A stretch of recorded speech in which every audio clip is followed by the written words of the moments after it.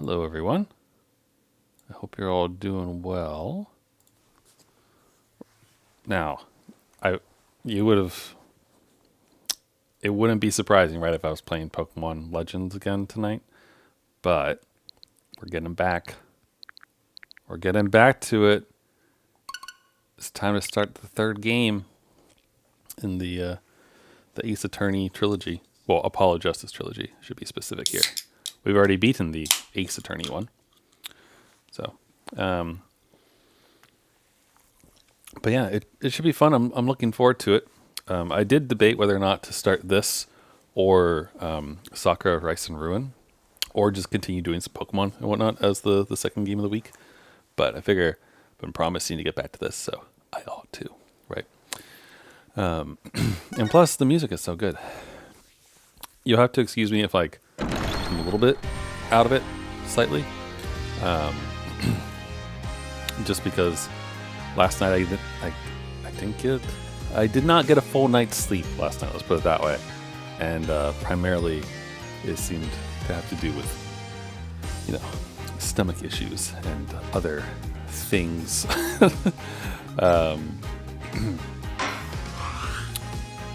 So I'll spare you the details of being up late and early in the morning on the bathroom.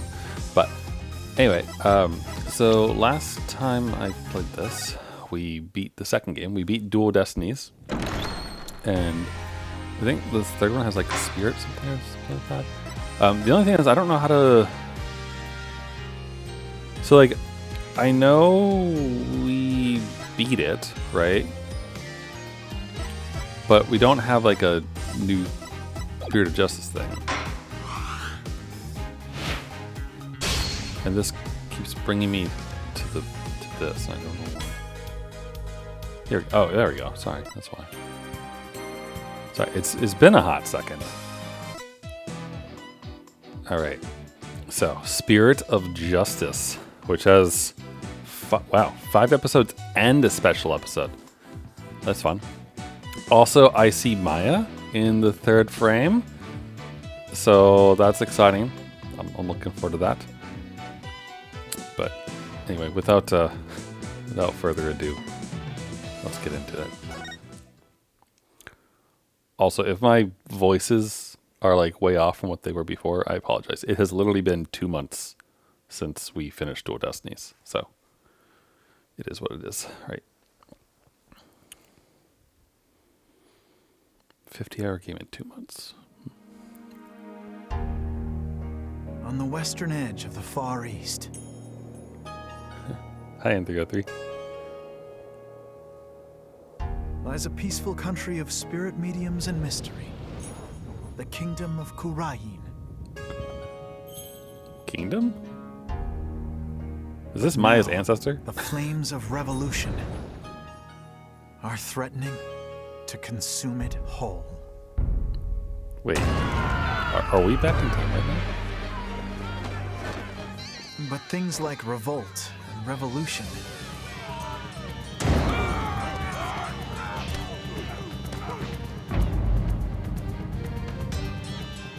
were the furthest things from my mind when I first arrived in this land. That's okay. It's quite the mix. You looking to rip off a foreigner?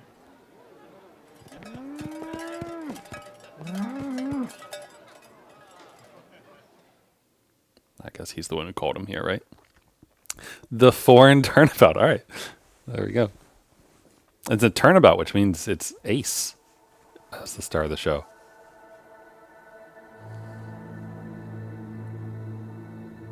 It's our Ace Attorney himself. Here in Kurain, death is not the end. Even after death, the soul lives on in the Twilight Realm. Oh, like Midna? And priestesses can commune with the spirits of the dead, like Maya. Fear not death. In the name of the Holy Mother, who has no face. Fear only the impurities of your soul. Uh-oh. Alright, did the Holy Mother die? Or someone else?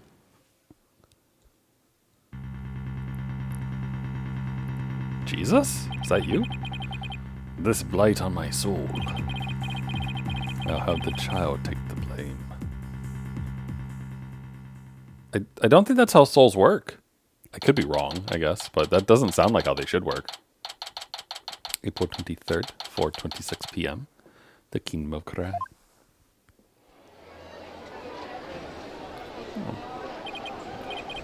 Phew, I'm finally here. So this is the Kingdom of Wright, huh? What a long trip. I wonder how many hours I was in the air. Just look at this place. Is it appropriate for you to be doing that? Below the street. It really feels like I'm in another world here. And that gorgeous temple. I read that's the center of town.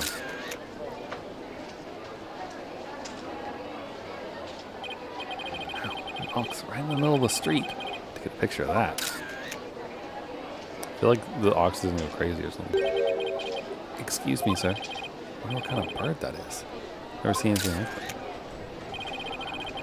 Quite a crest it has on its head. Excuse me, sir. What? Oh, yes? Pardon me, but are you Mr. Wright? Yes, that's right. Game is definitely a bit different, but I did enjoy it. Alright. Hope he has been trying to get my attention all this time. I mean, he's just been off looking a little clueless. Wait a minute, are you... That's right. Oh, I'm sorry. Albie? Is that how we say his name? Albie? Oh my god. I'll be your guide. Alright, I'll be your guide. A monk in training at Tempul Temple. I'll be your guide around town. It's very nice to meet you. Happiraki? Happy what now? Happiraki. That's how we greet people here in Korean. It's like, hello, or how do you do? Pretty handy expression to know. Okay, let me give it a try. Hello, I'm Phoenix Wright. Happiraki. My name is Phoenix Wright, and I run a small law office. Well, that's what I do back home, anyway. Right now, I'm just a traveler, a stranger in a strange land. Welcome to our country. Welcome to the Kingdom of Korean, the land of spirit mediums and mysteries. Isn't Maya's village like Korean related? Am I crazy?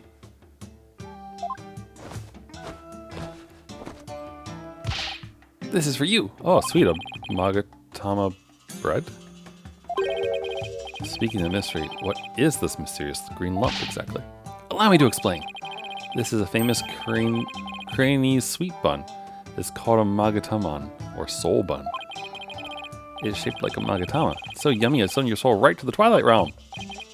That doesn't exactly make me eager to try it. Thanks. I think I'll indulge later. That'll be 20 damas. Thank you for your patronage. I have to pay? I always have plenty of those on hand, so just let me know if you ever want any more. Is this how we, like, refuel our spirit energy? No wonder the bag looks so heavy. It's not what all the tools was trade. Thanks, Matt. Okay, that's what I thought. I just forgot to tell you something really important. It's about Miss Maya. Oh, good, Maya. She can't come see you for a few days yet. Yeah, when I called her from the airport, she said she was still training up in the mountains. Again. You know, nothing has ever really come good of Maya being in the mountains. Just saying. I told her I'd wait for her here. Either way, I was glad to hear she's in good spirits. Maya Fey.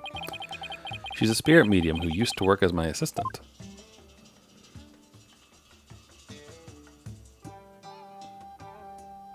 And, okay. Came all the way out here to celebrate the end of her aesthetic training with her. She's been up on that mountain eating only bread. This is my first time in this country, so I'll be counting on you, okay? You got it, sir. Please don't hesitate if you need anything at all. Maya was right when she told me I could leave everything in your capable hands. Ah, shucks, she said that. That sure was nice of her. Had a chance to show Miss Maya around a little bit, too. There's one person Maya was worried about. It's me. Because we both know trouble likes to follow you wherever you go, she said. That girl worries too much. But you sure came early to the party, Mr. Wright, sir. I mean, Miss Maya won't be done with her training for another 2 weeks. Ugh, I hate to admit it, but I came early because I was worried about her too. Oh, well, you know. I thought I'd get a little sightseeing first. Oh, sightseeing? Well, I'm your man for that. I'll show you all the best sights this country has to offer. Thanks. That'll be great. Guess Albie takes his job very seriously. Well, what are we waiting for? Those sights aren't going to see themselves. You don't have to shove. First stop, Temple, right there in the center of town. There's something I really want to show you.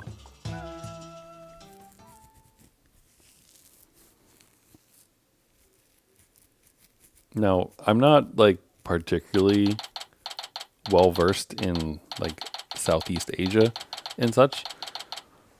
Is this place modeled after anything in, like, particular? Like, China, it begins with N, and I'm blanking on it, and I don't know why. Nepal. Yeah, right. I feel like considering Maya's been kidnapped and like framed for murder twice, at least twice, it's more that trouble follows her. Though we did get knocked out that one time, I guess. I was even more impressive up close. Allow me to explain. This is the heart of our town, Temple. It was created by the founder of Koreanism, the Holy Mother herself. We're training right here at the summit to be monks someday.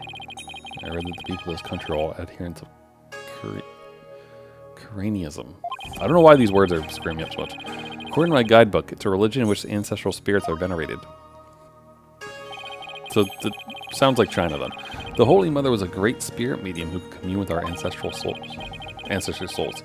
And spirit mediums become queen to this day, direct descendants of the Holy Mother. If Maya's going to become queen, a spirit medium rules the entire country, huh? Talk about power and influence. The main thing you want to see when you come to the temple is the Dance of Devotion, right? The Dance of Devotion takes place twice, once in the morning, once in the afternoon. This dance, along with the Song of Ceremony, is performed in offering to the Holy Mother.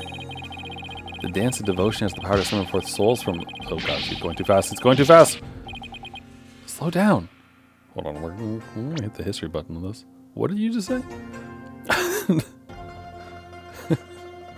Not sure it's based on anything specific, or just bits more of that. Okay. Dance of the soul is carried by the sacred Kurinese butterfly. Wings form a loop that wraps around the soul to transport it. Oh wait, we missed the other bit too. Dance of Devotion has the power to summon forth souls from the Twilight Realm. Okay. You know, if there was going to be a place with a court that would allow spirit mediums to, like, possess people for witness stuff, it would be this place probably. Can't remember all that at once. The venerating ancestors and those kind of things reminds me of Cultivation Simulator, I think is the name of the game. It's like it's Chinese RimWorld basically, and like part of the level up deification process in there I think involves some of that. So it's a very Chinese game. Oh, I'm sorry. I guess I got a little overexcited. Anyway, the main thing I got from all this is that you really, really love your country. Well, that sure is true. I like this kid. Pours his heart into everything he does. Let's see. Guess I just explained about half what I usually explain. So I'll give you a special discount and only charge you $10 for the tour fee. Thank you for your patronage. Guess he pours his heart into aggressive salesmanship too. Come to think of it, Miss Maya told me she could tell I love my country too. We stood here for about an hour while I told her all about the Holy Mother. Really? An hour? Hope that counted as patience training. And she seemed really interested too. She listened to my whole speech. Huh. That doesn't sound like the Maya I know. Miss Maya's so kind and nice. Treats me really well. Like a little brother. Kind of like a big sister to me. This is Maya Fey you're talking about, right? Maybe she's grown up since I last saw her. Oh no! What's the matter? Is it that time already? We have to hurry into the temple right away. First, let me give you this lyrics card for the Song of Samurai I told you about. There's an English translation of the lyrics there too, so give it a read, okay? Let's go. But why the big rush? We don't hurry. We missed the beginning of our benevolence's dance of devotion. Her benevolence? This gonna be the girl we saw in the opening cutscene? Maybe. Yep.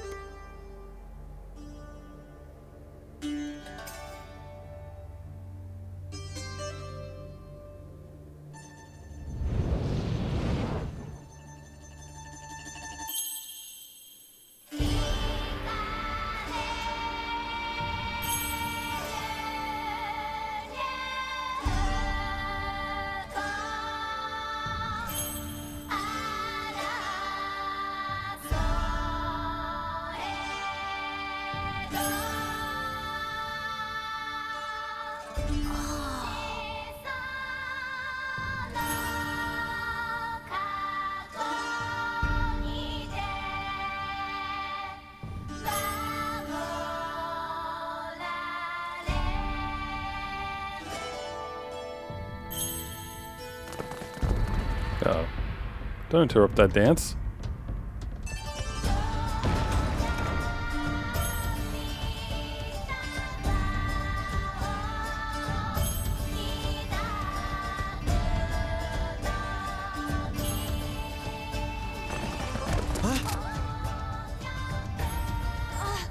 I'll be your guy. You're under arrest for treason.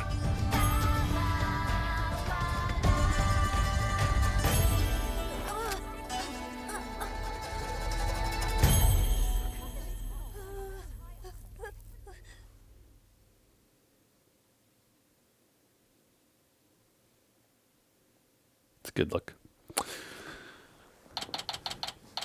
Of course, I get, like, pulled into this, don't I? Alright. Let's see how this goes. I like their dance.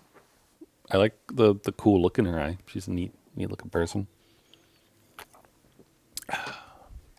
High Court of Coraine. Accused lobby.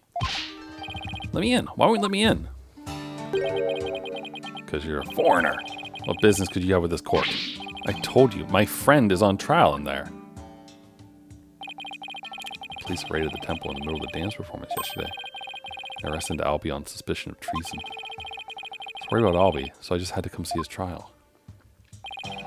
The trial's in a tourist attraction, so clear off. You want a picture for your scrapbook? Take one of me and get out of here. Look, you got it all wrong. Just great. Guess there's only one thing to do. Tell him I'm a lawyer. Tell him I'm Kuranese. No, we're not gonna lie. Yeah, I'm a foreigner. I'm not your average foreigner. What? I'm actually a lawyer. Back at home, anyway. What? But lawyer? I can't. That's not possible. What's he so shocked about? Whatever. That's my chance. Nothing wrong with a lawyer entering the courtroom, right? Wait. Get back here, you. Damn, he's really going, huh? From memory, I think they improved the character model. Oh shit, why is he dressed like the tiger? Oh wait, did I do that?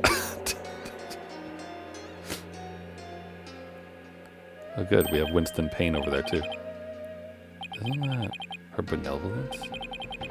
What's she doing here in court?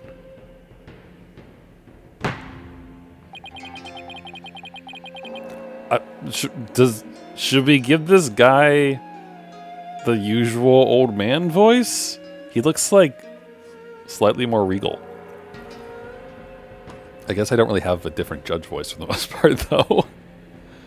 The divination seance has been performed. I will now hand down my verdict against the accused.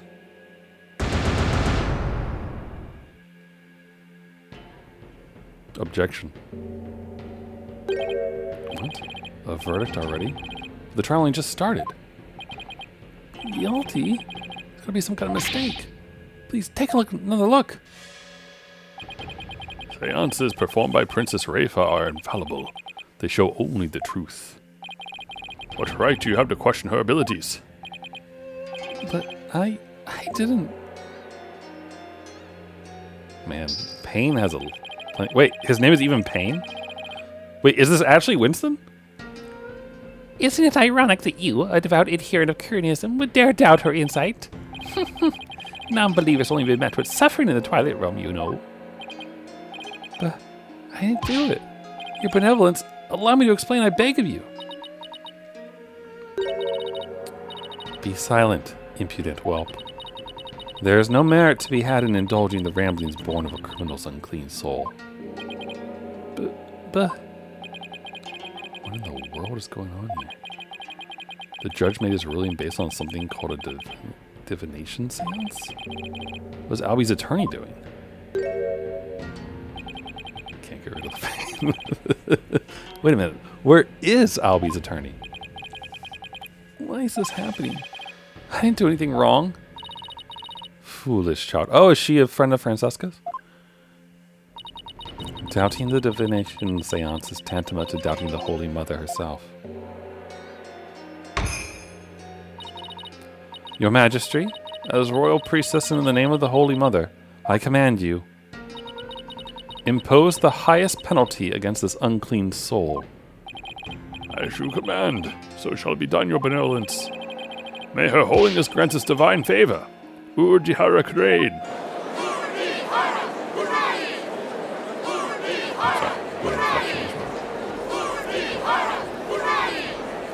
Objection! Hell yeah. Gaijin smash. Pain must be so confused. Wait just a moment. You're... Ugh, me and my big mouth. Now what? Mr. Wright? What are you doing here, sir? Well, I'm in it now, so I have to do this right. Your Honor, it's too soon to give your verdict. This trial's only been underway for a few minutes. Excuse me? Who on earth are you? I'm, well, an ordinary tourist, Your Honor. Just passing through. God damn it, Phoenix. You could have had a moment. Tourist are you? Hapraki. But more importantly, where's this boy's defense attorney?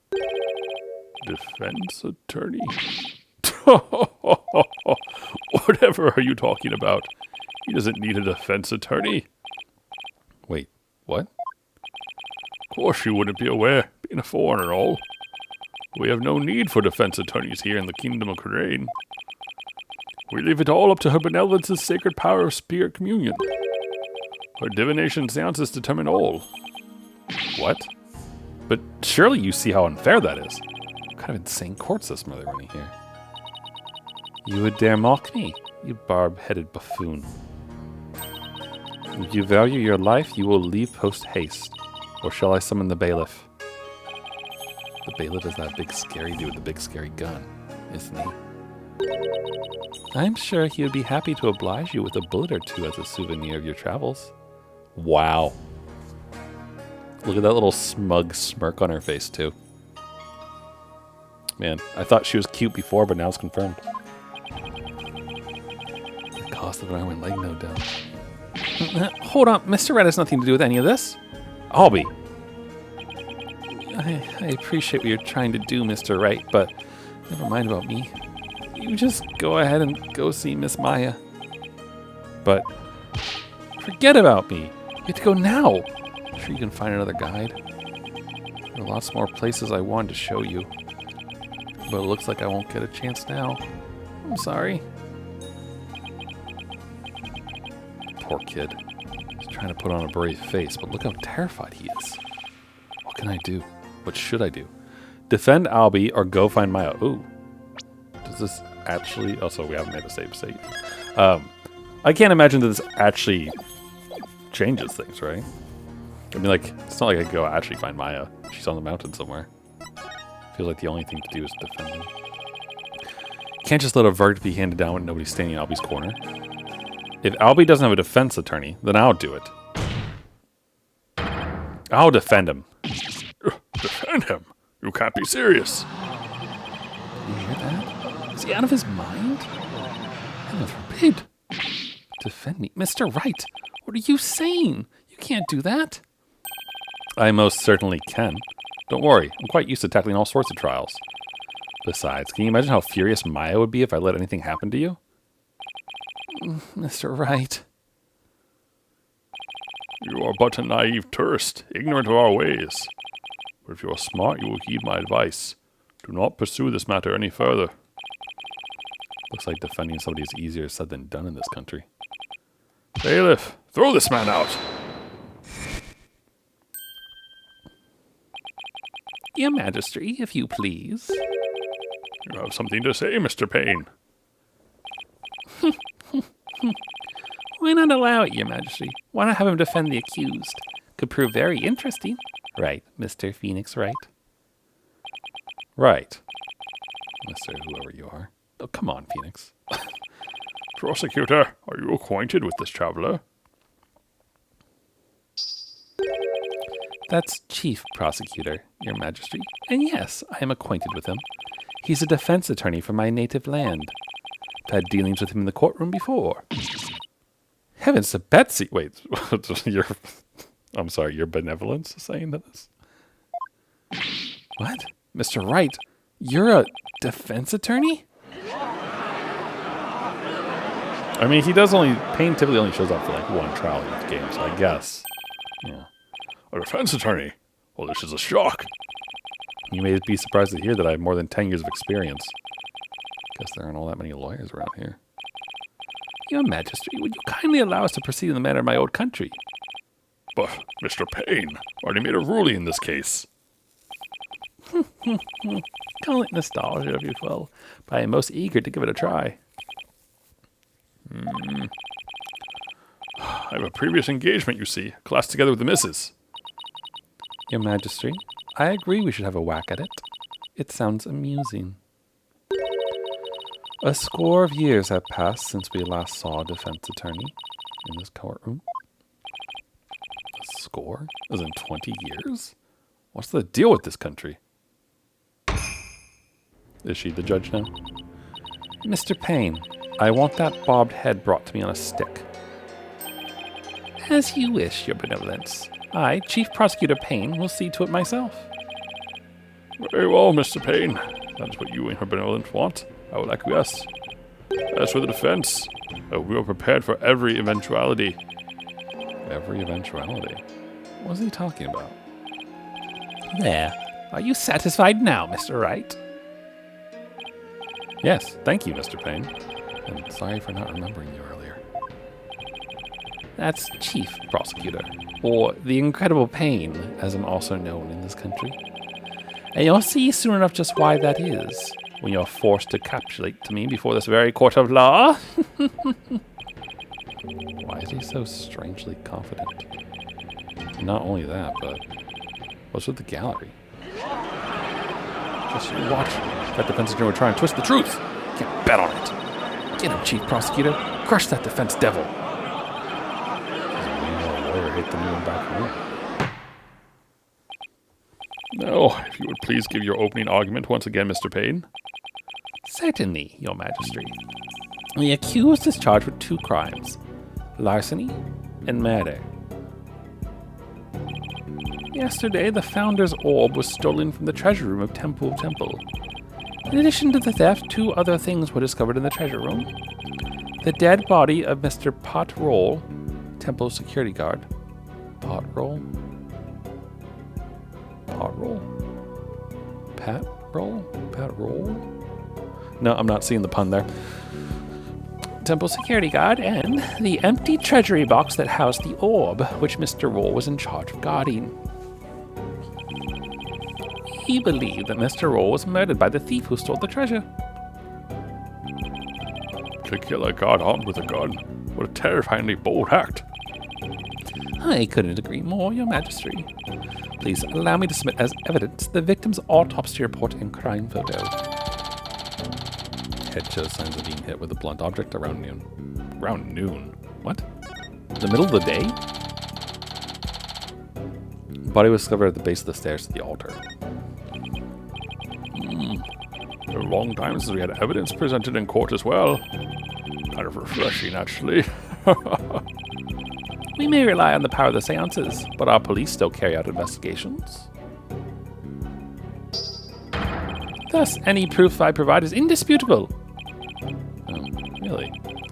Well, forgive me if I don't just take your word for it. Can check the evidence out myself by tutorialing. I guess I should have expected a tutorial. I mean, it is technically a new game, right? And it is a new pain, so. Ah, yes, my badge. Oh, hey, the orb is mentioned in this thing. 12 p.m. cause of death, cerebral contusion from a head injury. Probably fell down the stairs, right? I see the blood on the top of his head, but also on his hand and the object. Okay. I don't see any blood on the stairs, though. We'll see just how thorough you and your police were, Mr. Payne. Such a deplorable crime. The audacity of stealing the sacred treasure of Her Holiness, our founding mother. It's a crime that strikes at the very heart of our nation. Exactly, Your Majesty. We mustn't let the culprit get away with these heinous deeds. Indeed, such deeds are best described as treason against the crown. Is this treasure really such a valuable object? How can you even ask such a thing? Of course it is. Why, sealed within this treasure is the very soul, the mitama of the Holy Mother. Her soul is sealed within the treasure? I think I'll take that with a grain of salt.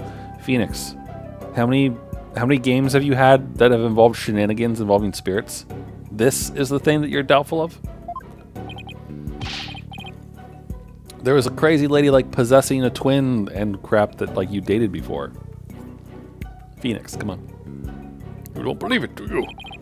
Of course I believe it. Something tells me I better play along. This kind of irreverence is exactly why I dislike defense attorneys so much. Your Honor, Your Majesty?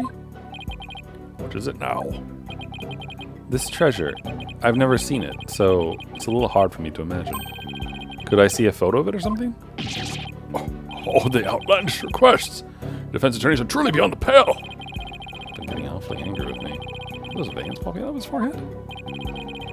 It's forbidden for anyone outside of the royal family to view the treasure itself. They say that anyone without the proper spiritual power would be blinded instantly. That is why the average person has never seen the treasure, Mr. Wright. Guess there are national treasures that are often to the public back home, too. Yeah, but it's guarded by a dude who walks around it all the time, right? For the benefit of the shamelessly uninformed defense, let me share this newspaper article. It includes photos taken about 8 years ago when the treasure was unearthed. These are the only public photos of the outer box in existence. What's more, the treasure box only leaves Temple Treasure's room but once a year, for a special New Year's rite that takes place at the palace. Therefore, this treasure box has only ever been seen by a handful of people. Forced open and its contents stolen. I see. Couldn't you say then that the little child who doesn't have any spiritual power probably couldn't actually take the damn thing? I hear there's been a string of thefts lately of historical artifacts from the temple. Right, Your Majesty. Inexcusable thievery of precious national treasure for personal gain. And the culprit is the accused. So he used his position as monk in training to get his hands on the treasure. Is that it? The accused's family is by no means wealthy. To help with family finances, he works as a tour guide in addition to his aesthetic training. Thank you for giving an excellent outline of the case, Mr. Payne. Remember correctly, this game goes back to being able to investigate each area as well. Oh, cool. Oh, then, no more questions from the defense, I presume. No, I do have questions. Even more, but you just asked a bunch. We'll make it snappy. My class starts in just a few short minutes. What? He's still planning on going to that thing? There's still a lot I don't know about the case. Just ask now while I have the chance.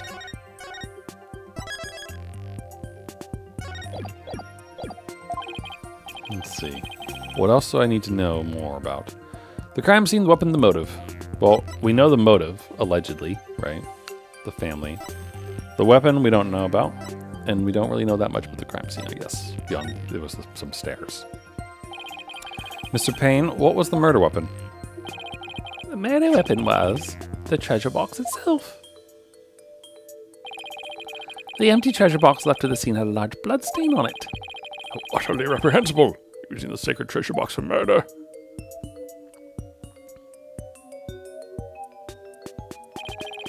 The accused came to the treasure room with the express purpose of stealing the treasure. He climbed the altar stairs and snatched the box, ready to abscond with it.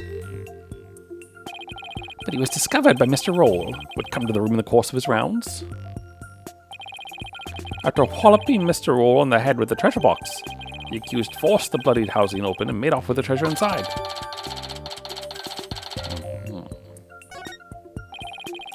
But the defendant is just a little boy. I hardly think he'd be able to hit the victim, a grown man, on the head. Yeah, very good point, Mr. Wright. But I'm afraid that won't help you. At the time of the crime, the accused was on the stairs leading up to the altar. The accused elevated position would more than make up for the difference in stature. Yeah, I guess that makes sense. Mr. Payne, your reasoning is flawless. What an elegant argument. Hats off to you, Chief Prosecutor. Your title is obviously well earned. Well, the accused's guilt is certainly conclusive. Unless there's anything else, I'm ready to announce my verdict. When does your clock change happen? Oh, is it daylight savings? Hold on. Daylight savings. Not for another couple days. It happens on Sunday, apparently, for me. But normally it happens like 1 a.m. sort of thing. I guess my 2 a.m. becomes my 1 a.m. So my clock goes backwards 1 hour.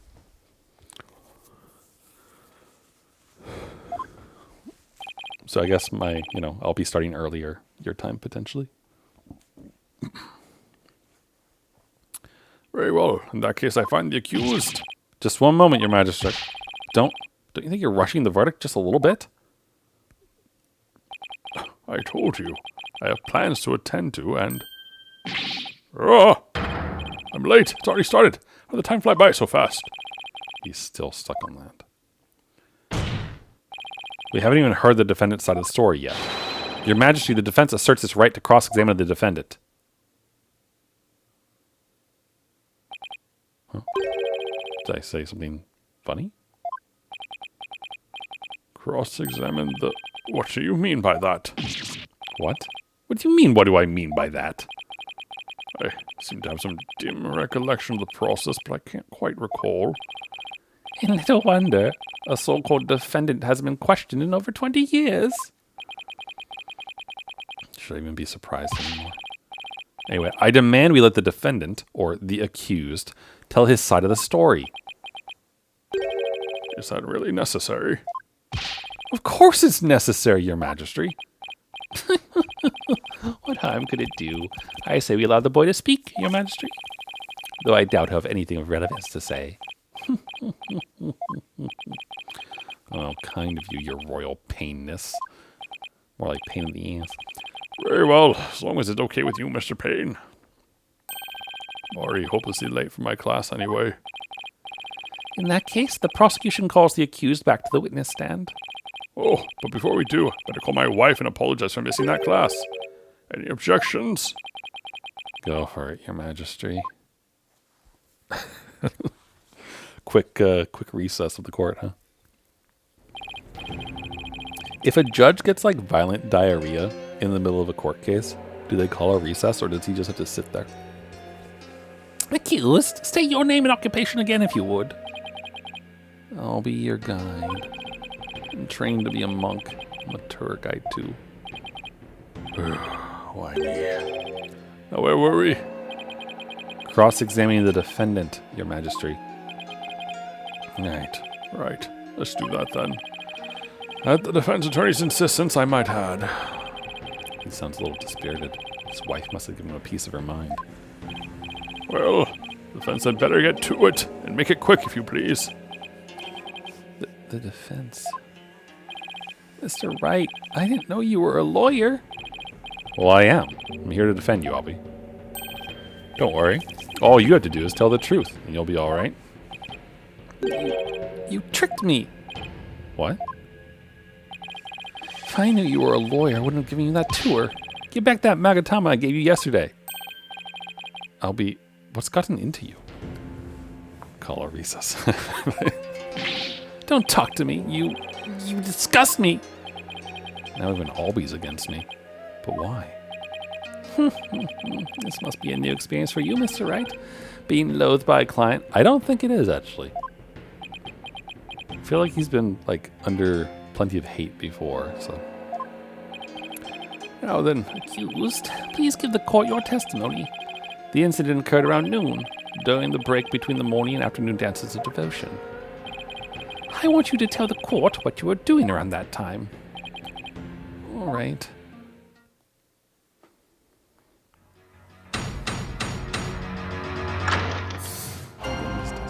Look at this fancy little thing.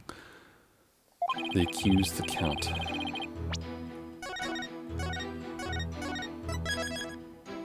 Excuse me. I didn't kill Mr. Roll, and I didn't steal the treasure. I'm not allowed to go anywhere near the treasure room. Never even seen that treasure box with the green Kearney's butterfly in it. Oh god, we're gonna press on that, aren't we? When the incident happened, I was in the hallway playing out my tour route. He shouldn't know it's green if it's a black and white newspaper. Just saying. Were you well acquainted with the victim? Yes, he used to chat with me whenever we ran into each other in the temple. Mr. Roll was a monk in training when he was a kid too, you know? Bet Albie looked up to him. But he had to give that up and go to work when his family needed money. And that's why he became a guard. At least that way he could still stay on at the temple. He was so proud when he was put in charge of guarding the treasure box. He even got to carry the box to the palace for the New Year's rite. The victim's parents apparently both died relatively young. So Mr. Roll had to support his younger brothers and sisters as well. But even with his job as a security guard, I'm sure things couldn't have been easy for him. Sounds like his circumstances and Alby's were very similar. Mr. Roll encouraged me to never give up. Albie, you train hard and make sure you become a monk one day. Don't end up like me, he'd say. He's always cheering me on in my training. And my tour guide business, too. Why in the world would I kill a nice man like that? Yes, I see.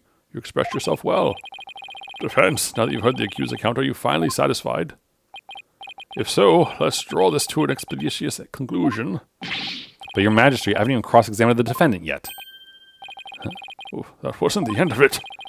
Oh, it's been so long, I don't rightly recall what this cross-examining thing is all about. A judge who doesn't know what a cross-examination is. What fresh hell is this? I really do wish I could remember how it works. Should I give the judge a refresher on cross-examination? No.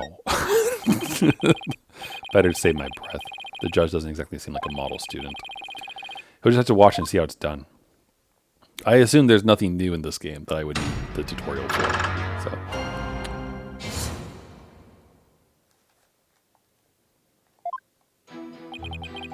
Ooh, we get 5 chances. Very nice. Very nice. 5 little Magatamas. Oops, not present. Yes, please. I believe you didn't do either of those things, Albie. You do? But you're a lawyer. Of course you'd say that. No. There's no need for that. But he's right. Lawyers always claim their client's innocent, even if they have to lie. Just like you're doing right now, accused. Don't lump me in with that, lawyer. I'm not lying. I didn't steal anything. I didn't kill anybody. I'm not allowed to go anywhere near the treasure room. Hold it! You're not allowed to go near the treasure room. Why is that? It's a rule of the temple. They keep a lot of important things in that room. Yes, like the founder's orb in particular. Only the royal family may lay eyes on it. Did Mr. Payne say anyone without spiritual power would go blind? I heard you wouldn't be blinded if you just looked at the outer treasure box. But I've never been anywhere near the treasure room. Too scared. You gotta believe me. Never even seen that treasure box with the green Kearney's butterfly in it. So I'm not going to present yet, but like this is clearly in black and white, and these are the only photos of it in existence. So like he's been close enough to it before. A box with a butterfly in it. Yeah, You can see it in that newspaper article. Look. See? There's a relief on the Kurenese butterfly in the treasure box. Oh, this design here carved on the back of the box. I see it now. It's a sacred butterfly sent to carry the soul, or Mitama the departed. Its wings form a loop that cradles the Mitama and carries it to the Twilight Realm. As you can see, there's even one depicted here behind me at the judge's bench. Oh, what do you know? There it is. Though it kind of looks like he's about to be carried off to the Twilight Realm himself. Anyway, I've never even seen this treasure box. Besides, when the incident happened, I was in the hallway, planning out my tour route. Hold it! Planning out your tour route? Yes, I was planning out a tour for you. For me? Well, thank you, Albie. I wouldn't have done it if I knew you were a lawyer. Wasted all that time on you. Give it back! Sadly, I'm a lawyer, not a Time Lord. Doctor? Actually, as soon as you heard that's what I am, he's been like a totally different person. I certainly don't think Albie committed murder. However... Don't talk to me. You disgust me. That outburst really makes me wonder if he'd be willing to tell the truth. Better compare his statements in the court record carefully. If I find an inconsistency, I can present some evidence and maybe get him to open up. Yep, I'm pretty sure I know what to do here, so... Alright, let's save just in case I'm overconfident and foolish, which would make me a very good Wright impersonator. Although, is this in picture? You can't see it in that one, so... Objection! Oh, Albie. Why would you lie to me? So, you say you've never laid eyes on the treasure box. Is that right? That's right. It's forbidden, so I never do that. In that case, how did you know there was a green butterfly on it? Huh? Because I saw a picture of it in that newspaper article. Nope. Take another look. These photos are in black and white. You couldn't possibly tell what color the butterfly is from these pictures.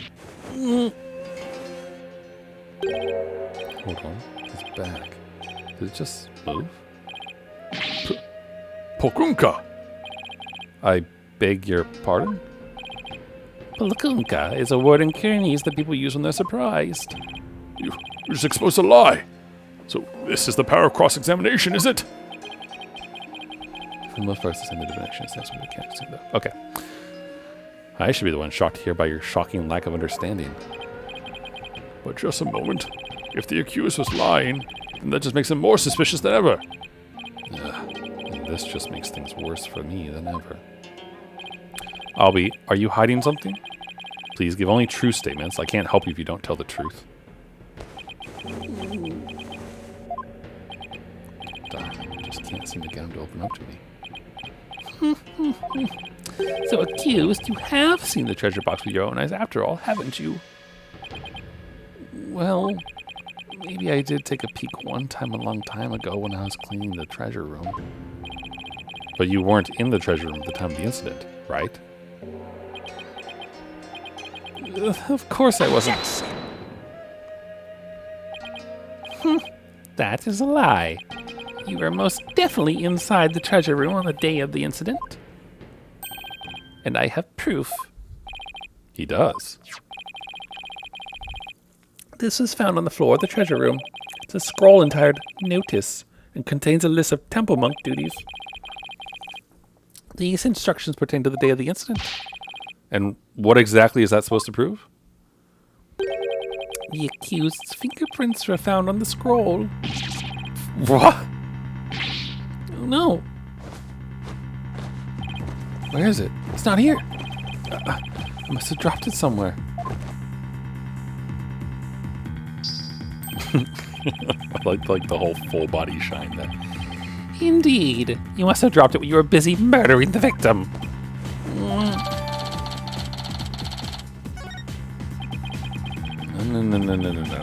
That means Albie was there on the day of the incident? Oh, so this is the power of cross-examination. The more the accused talks, the guiltier he paints himself. Yes, it would seem so, Your Majesty. Predicted my argument had evidence ready to refute it.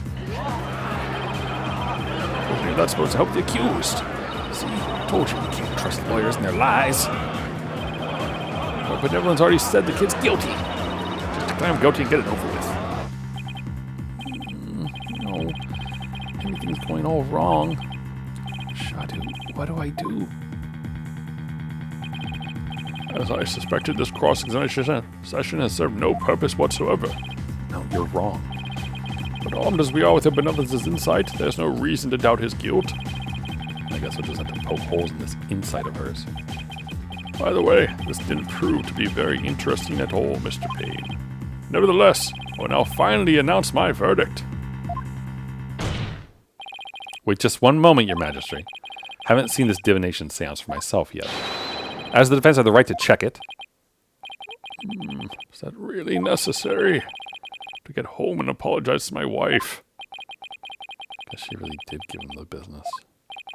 Your Majesty, I enthusiastically support having Mr. Wright see the seance. You too? Why is that, Mr. Payne?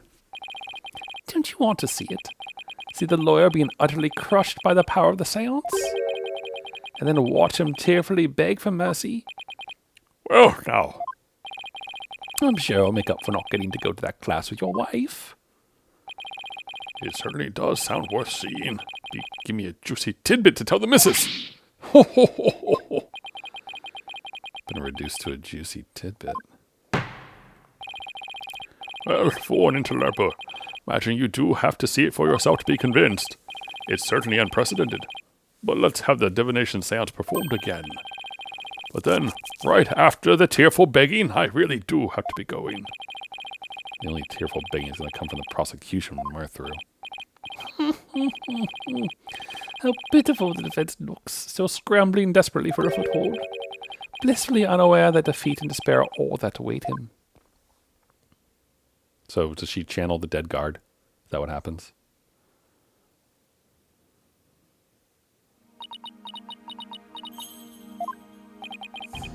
There she is, her benevolence. Your benevolence, Rafa Padma Karain. Thank you for coming out this way once again. Padma!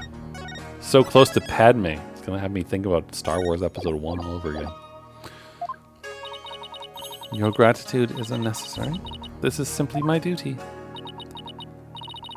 Bob-headed attorney? Yes? I am told you question the veracity of the sacred divination seance. It would seem the depths of your irreverence and blasphemy are lost on you. I'm just a foreigner, ignorant of the ways and customs of this country. I apologize in advance for anything rude I might say or do, Your Benevolence. All I want is a fair trial for Albie. You would imply that the trials of this country are unfair? Do explain, outsider. How verdicts founded on truths imparted by the very souls of the dead lack impartiality. What's fair about trials and no defense, and no chance for the accused to tell their story? How dare you speak to her benevolence in that manner? You hear that? You hear how he talked to her benevolence? What does he know about anything? Ignorant. Won't stand for it. He must be punished. Thanks. They really stuck my foot in it this time. Punish him! Punish him! Feels good to see Panic stick out again. Yeah, I'm looking forward to seeing if his hair like flies off or what. Silence, one and all. She is standing up for me. Be not disquieted, my people. He merely expresses his opinion. Oh well, looks like her benevolence is going to be more reasonable than I thought. Attorneys are ghastly creatures, with souls stained black by brazen untruths. The words of a lowly worm such as that are not worth troubling yourselves over. She's so mean, but but she has such a good expression, though. All right, I take that back. None of his prattling can sway the truth of my insights. Rest assured, he will soon see the error of his foolish ways. Now then, your benevolence, the divination seance, if you would. Certainly. Nana, my robe.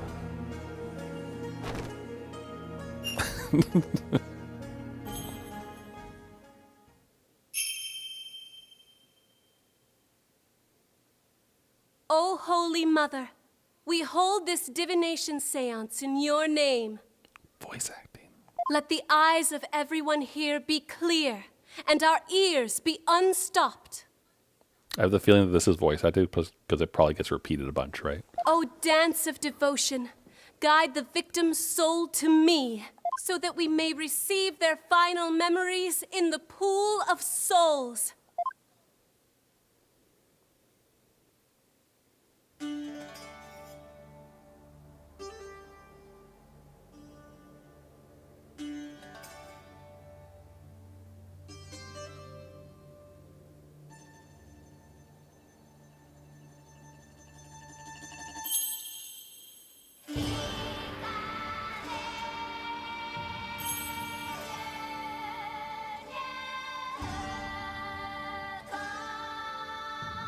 Did this come out on the...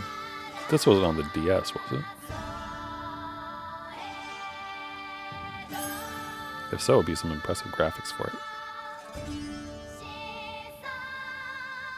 They piece and they do divination sets. Okay. See, that makes sense to me that they'd spend the extra budget on it.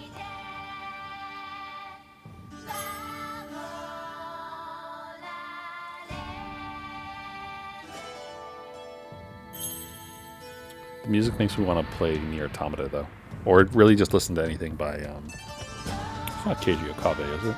Oh, no, it is Keiji Okabe. This is 3DS, man. I never had a 3DS, so, like, I knew that it could play Ocarina of Time and, like, some of the other Zelda games, but don't really know its, like, full capabilities.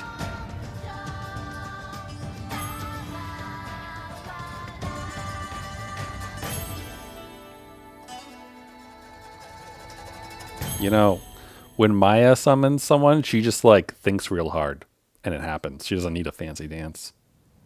Just saying.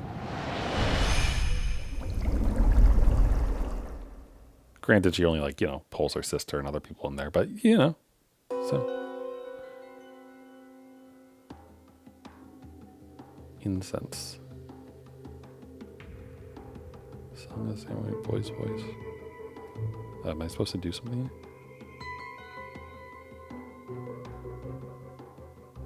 Ping.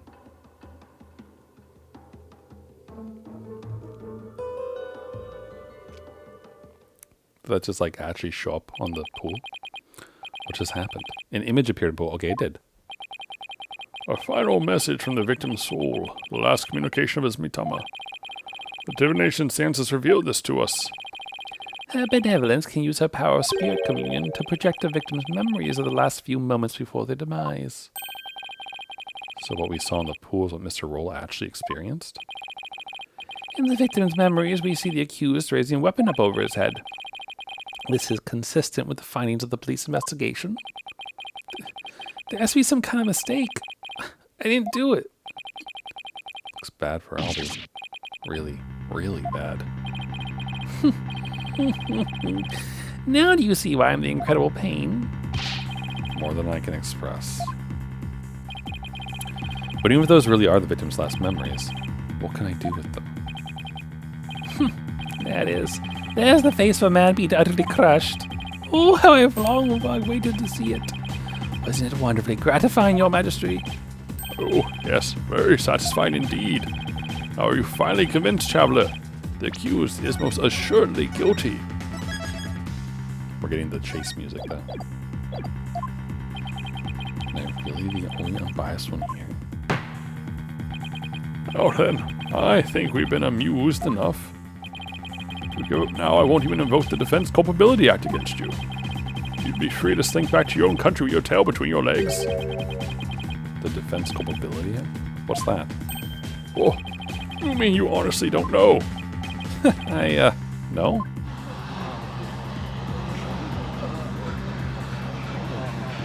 I mean, I feel like it's kind of obvious from the name, though. What's all the hubbub? Well. Not only is he a lying, black-hearted lawyer, he's also an imbecile. Your Majesty, I think you'd better explain the Defense Culpability Act to him. Yes, I think I'd better. The Defense Culpability Act, or DEC Act for short, is as follows. In the name of Her Eminence, those who would support criminals, will be deemed just as guilty. In other words, if you help the accused by defending him and he is found guilty, you will receive the same sentence as he. What? What kind of insane law is that? Under the DC Act, many an attorney has been convicted and met with a grim fate. Some went to prisons, others received the death penalty. That's why there are so few in our country today who admit to being an attorney. That's as it should be. The history of our courts proves that. Attorneys are black-souled creatures who will tell any lie to save the accused. Thus, attorneys deserve to be exterminated! Oh, are we Daleks now? Time Lords, exterminates. Someone watched a lot of Doctor Who before they made this game, I think. There felt so much hostility coming in from so many sides. What could have happened to make everyone feel this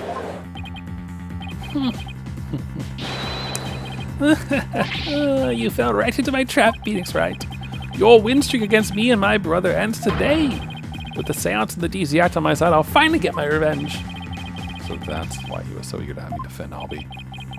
Chased out and humiliated back home, fate brought me to the foothills of Karain. I thank my lucky stars that I'm chief prosecutor here now. Defense. Know that if I rule that the accused is guilty, you will go to prison too. That explains Albie's reaction earlier. Defend me, Mr. Wright. What are you doing? Saying you can't do that. Your Majesty, isn't a prison sentence a bit lenient? After all, we're talking about treason. One should pay for such a crime with one's life. Wow, Payne really hates us. Yes, I believe the death penalty might be appropriate under these circumstances. The death penalty? Wait. You're kidding me, right, Your Majesty? Oh, do I look like I'm kidding? I will put your life and your dark tainted soul on the line here. Death? Can't be happening. The courts of resignation. Our courts are well known as thus. In this land where my seances provide the truth and no attorneys can intervene, criminals know that all they can do is resign themselves to their fate. Oh, foreign lawyer, I ask you once more. Are you sure you still want to defend the accused? I mean, I don't really have a choice. Gulp. There's Maya to think of in all this too. Can't just lay down my life. What in the world should I do? Continue the defense or abandon the defense? I mean, I don't know. Do we actually have enough to figure shit out here? Due to the growing number of thefts around the temple, we tighten security. Therefore, all the hallway shutters will remain shut for today's dance of devotion. Wait, this is the notice that was there?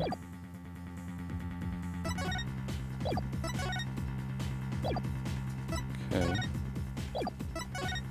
I don't really know what I would have, honestly, to like work with.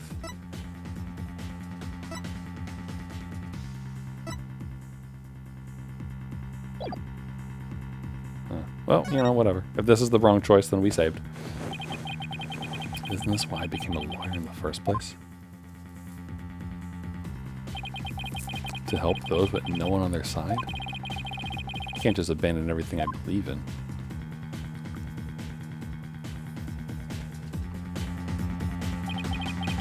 All I can do now is stand firm and fight. Well, don't hold your tears back on my account, Phoenix Wright. Admit your defeat and grovel before me, the chief prosecutor for your life.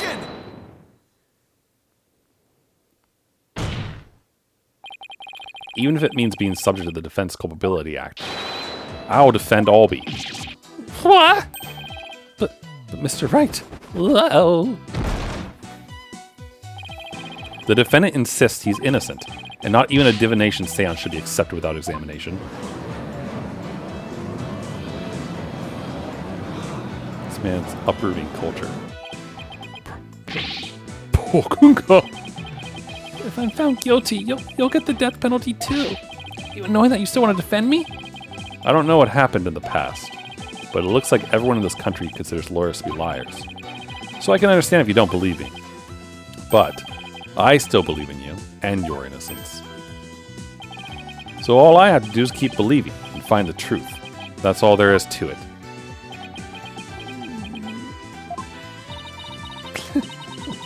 Bob-headed attorney, you continue to amuse me. Though your bob jabs are proving to be more than mere jokes. Your benevolence. Believe me when I say that this attorney will knock your insides out.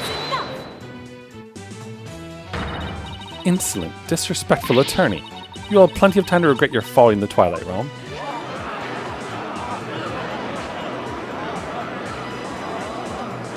Now, do the words from the memory show up? That's interesting. Not a wise move, traveler. Not wise at all. Should have taken the chance I offered to save your life. But you have made your choice. The Defense Culpable Act will be applied in this case. And with this verdict, you'll both soon be parting with your heads. I must have had fun recording this in the office.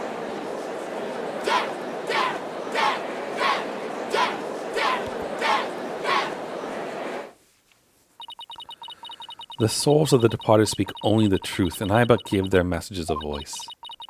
If you think my insights contain falsehood, I challenge you to prove it.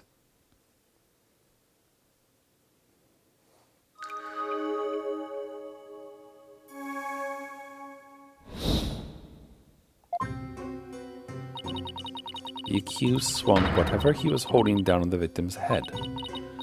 With the pain, the victim's vision went dark. This is when he lost his life. Still, I can't believe it. A murder after the morning dance devotion. These are the victim's experiences just before his death. As the victim's final memories, we can assume they aren't lies. So how do I break this down? Allow me to relieve you of your ignorance, defense. Did you notice the words that appeared in the seance vision?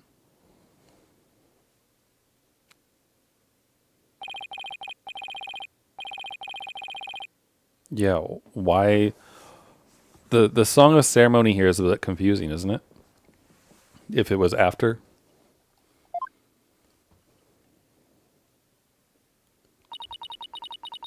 The victim's final memories are not limited to sight alone. Sight, smell, taste, sound, touch, all is laid bare in the pool of souls. So what Mr. Roll experienced with his five senses appears in the vision as words, right? Precisely. And by examining these sensations, we can perceive the victim's final moments with unparalleled clarity. Works for me. Can use all the extra information I can get. And to find a contradiction between her insights and the seance vision. Your benevolence, I ask that you please show me the seance vision again. Very well.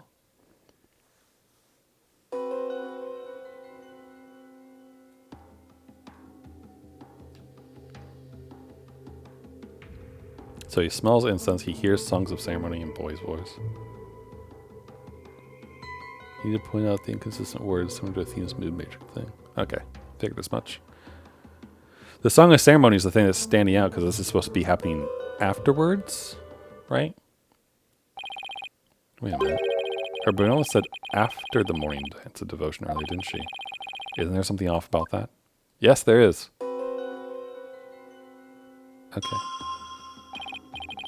First I'll use the sticks to make my way to the insight that's off. This is the insight that's off. That sounded funny. Now just carefully compare this insight with the seance vision. If I notice a sensation that seems contradictory, I'll select it with X.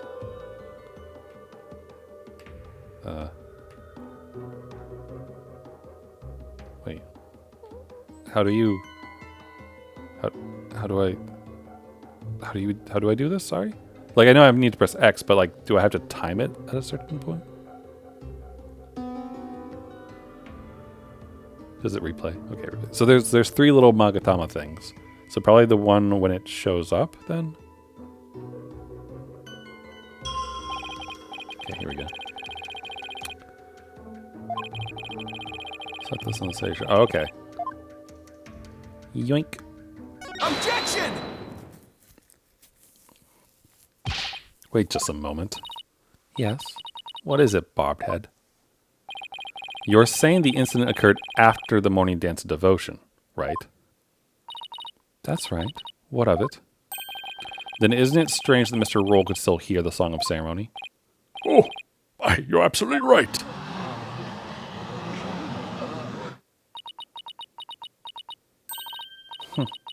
Is that all that troubles you? Huh? What the victim heard was just a practice run of the Song of Ceremony. Practice run? What are you talking about? Mr. Payne, if you would. But the shutters were closed, right? Certainly. Allow me to explain. The incident occurred in the interval between the morning and afternoon dances. During that time, the singers were practicing in the performance hall. Precisely. I was there as well, so I can corroborate this statement. I see. So what the victim heard was that practice session. Ugh, there goes my contradiction.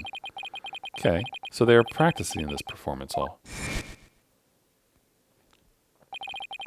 That must be the room where Albie and I saw her benevolence dancing. However, Mr. Payne, I admit one detail troubles me. Ask away, your majesty. It's a big temple. Performance hall and the treasure room are quite far from each other. Could the song really be heard all the way in the treasure room? He's right. It is a very big temple. Well, how about it, Mr. Payne? Your majesty, have you forgotten?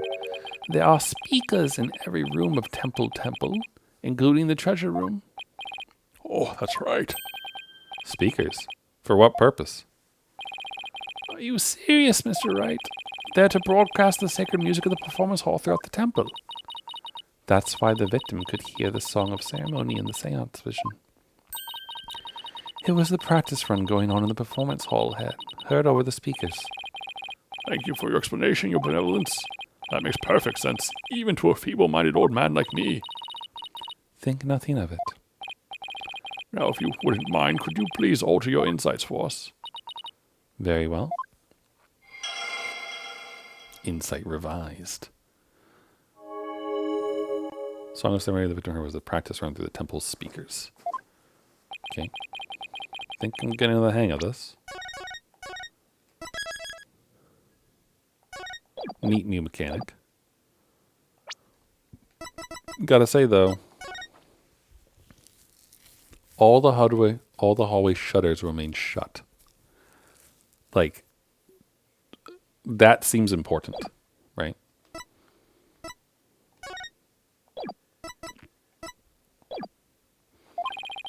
If I point out an inconsistency, she'll update her insights accordingly. So if I keep pointing things out, maybe I can knock all her insights out after all. Better find another inconsistency, no matter how small. Okay, this seems a little harder. Swung whatever was holding down on the victim's head. Use pause to temporarily stop the vision. There, I paused the vision. Okay, I can use A and Y to jump to different parts of the vision. Try moving the meter marks to the flashing red panel there. Okay. Now I know how to get around the visions. Trying to find inconsistencies between the inside and the vision. Okay. Whatever he was holding, huh? With the pain, the victim's vision went dark. This is when he lost his life. Wonder what's up with the insides. Although, wait, hold on. His vision went dark before there was pain.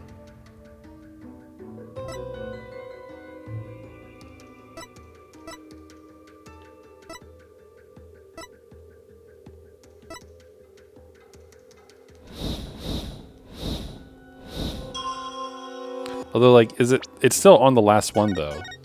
Doesn't quite feel right.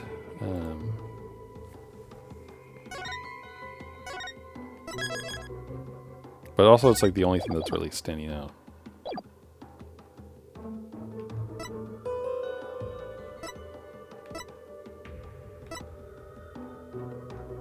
Also, he's still smelling. Like, can we point out that there isn't anything here? Objection! You're saying the victim's field of vision went dark right after he was struck, correct?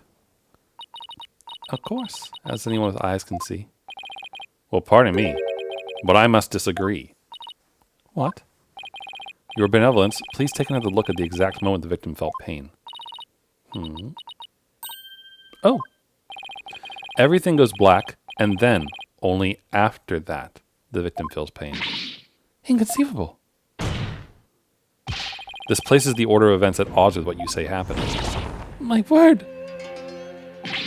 Pokunka, your benevolence. What is the meaning of this? I cannot be wrong. My insights are beyond fallacy.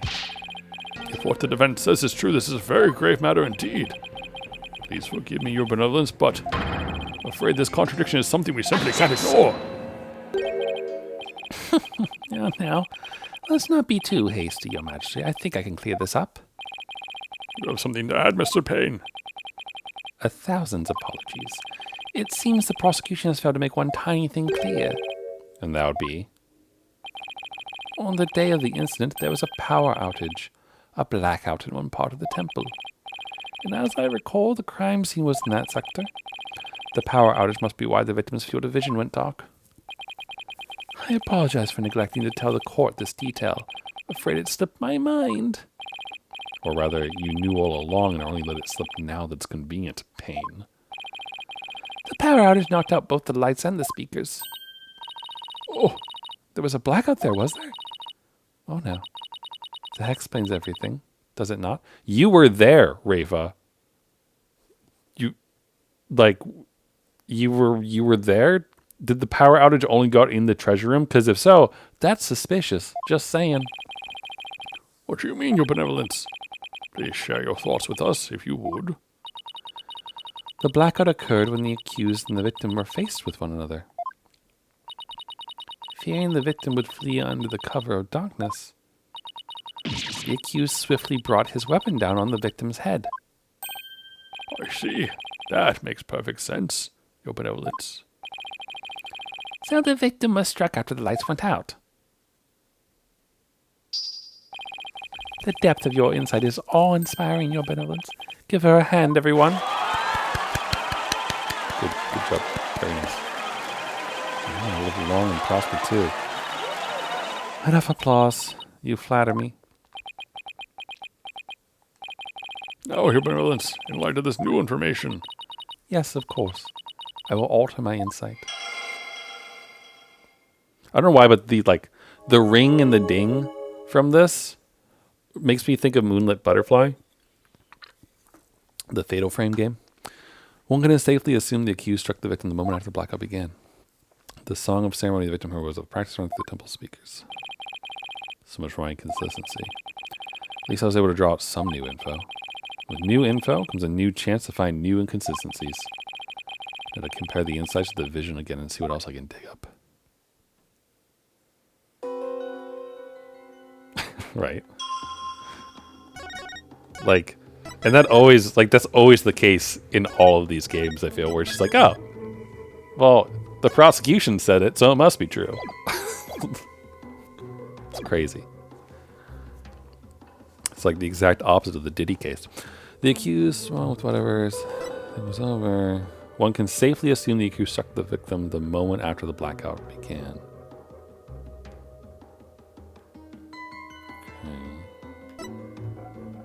Song of ceremony the victim heard was a practice run through the temple speakers. So, I mean, wonder what's up with the incense.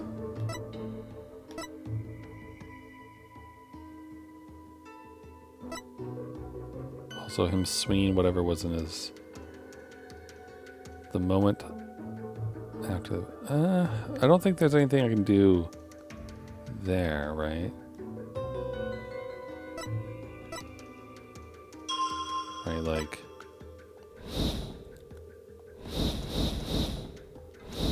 So, like, he smells incense. The boy's voice.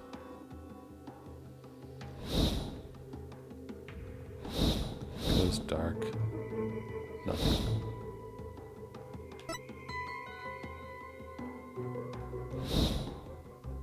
I mean, this is still wrong. Right? Like, it's still black.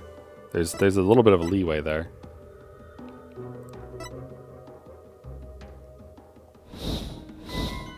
But that doesn't really seem like a new inconsistency, but it's really the only thing I can think of right now. This one also feels kind of suspect, because it's not like you actually see it, right?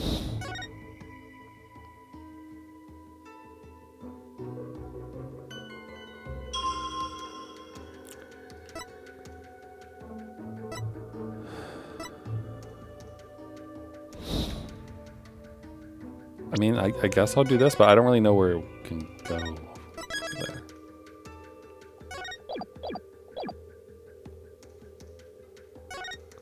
Like, again, there's no pain.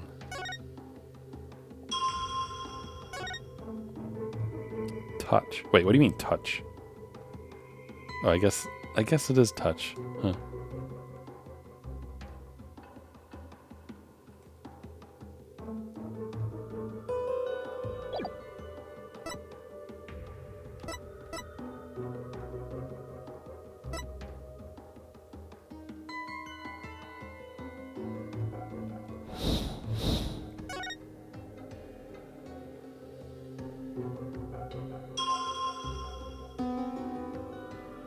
I mean, it says the moment after the blackout began. And I guess that is a moment after. So this doesn't really seem like the right thing. The accused swung whatever he was holding down on the victim's head. I mean, we don't see that happen, right?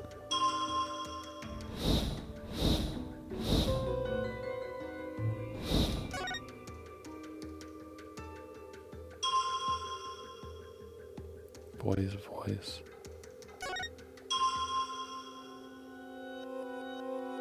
I mean, he looks more like he's screaming than anything else.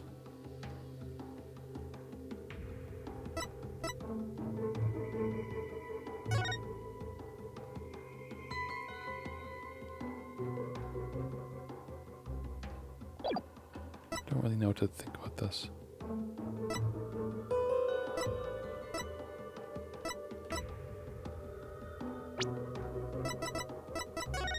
I'm still like thinking about these shutters too, though.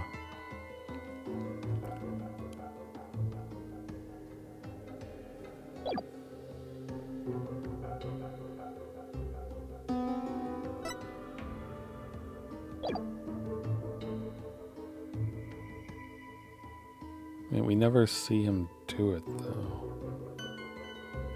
But I guess you wouldn't see it, right? Because there's a blackout.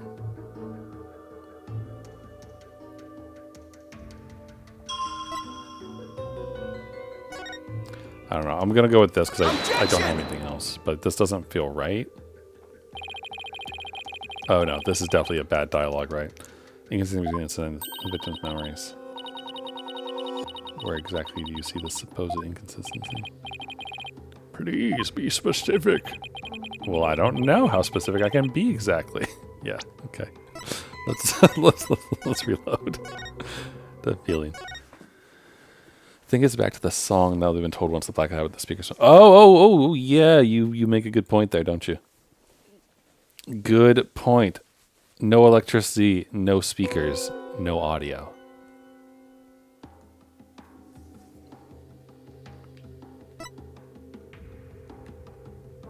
Yeah, because it's black, but he still hears it.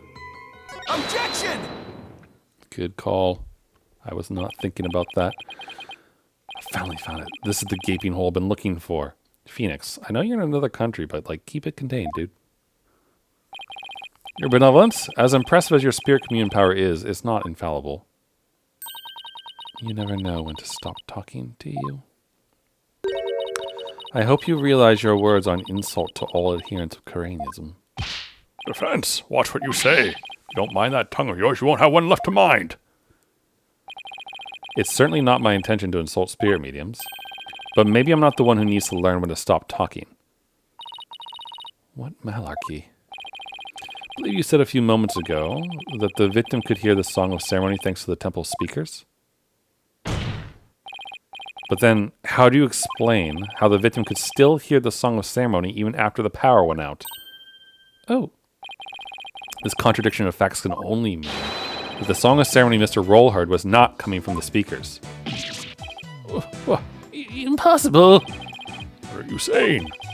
The song he heard was coming directly from the performance hall. That's exactly what I'm saying. It's the only possible explanation. But the scene of the crime was nowhere near the performance hall.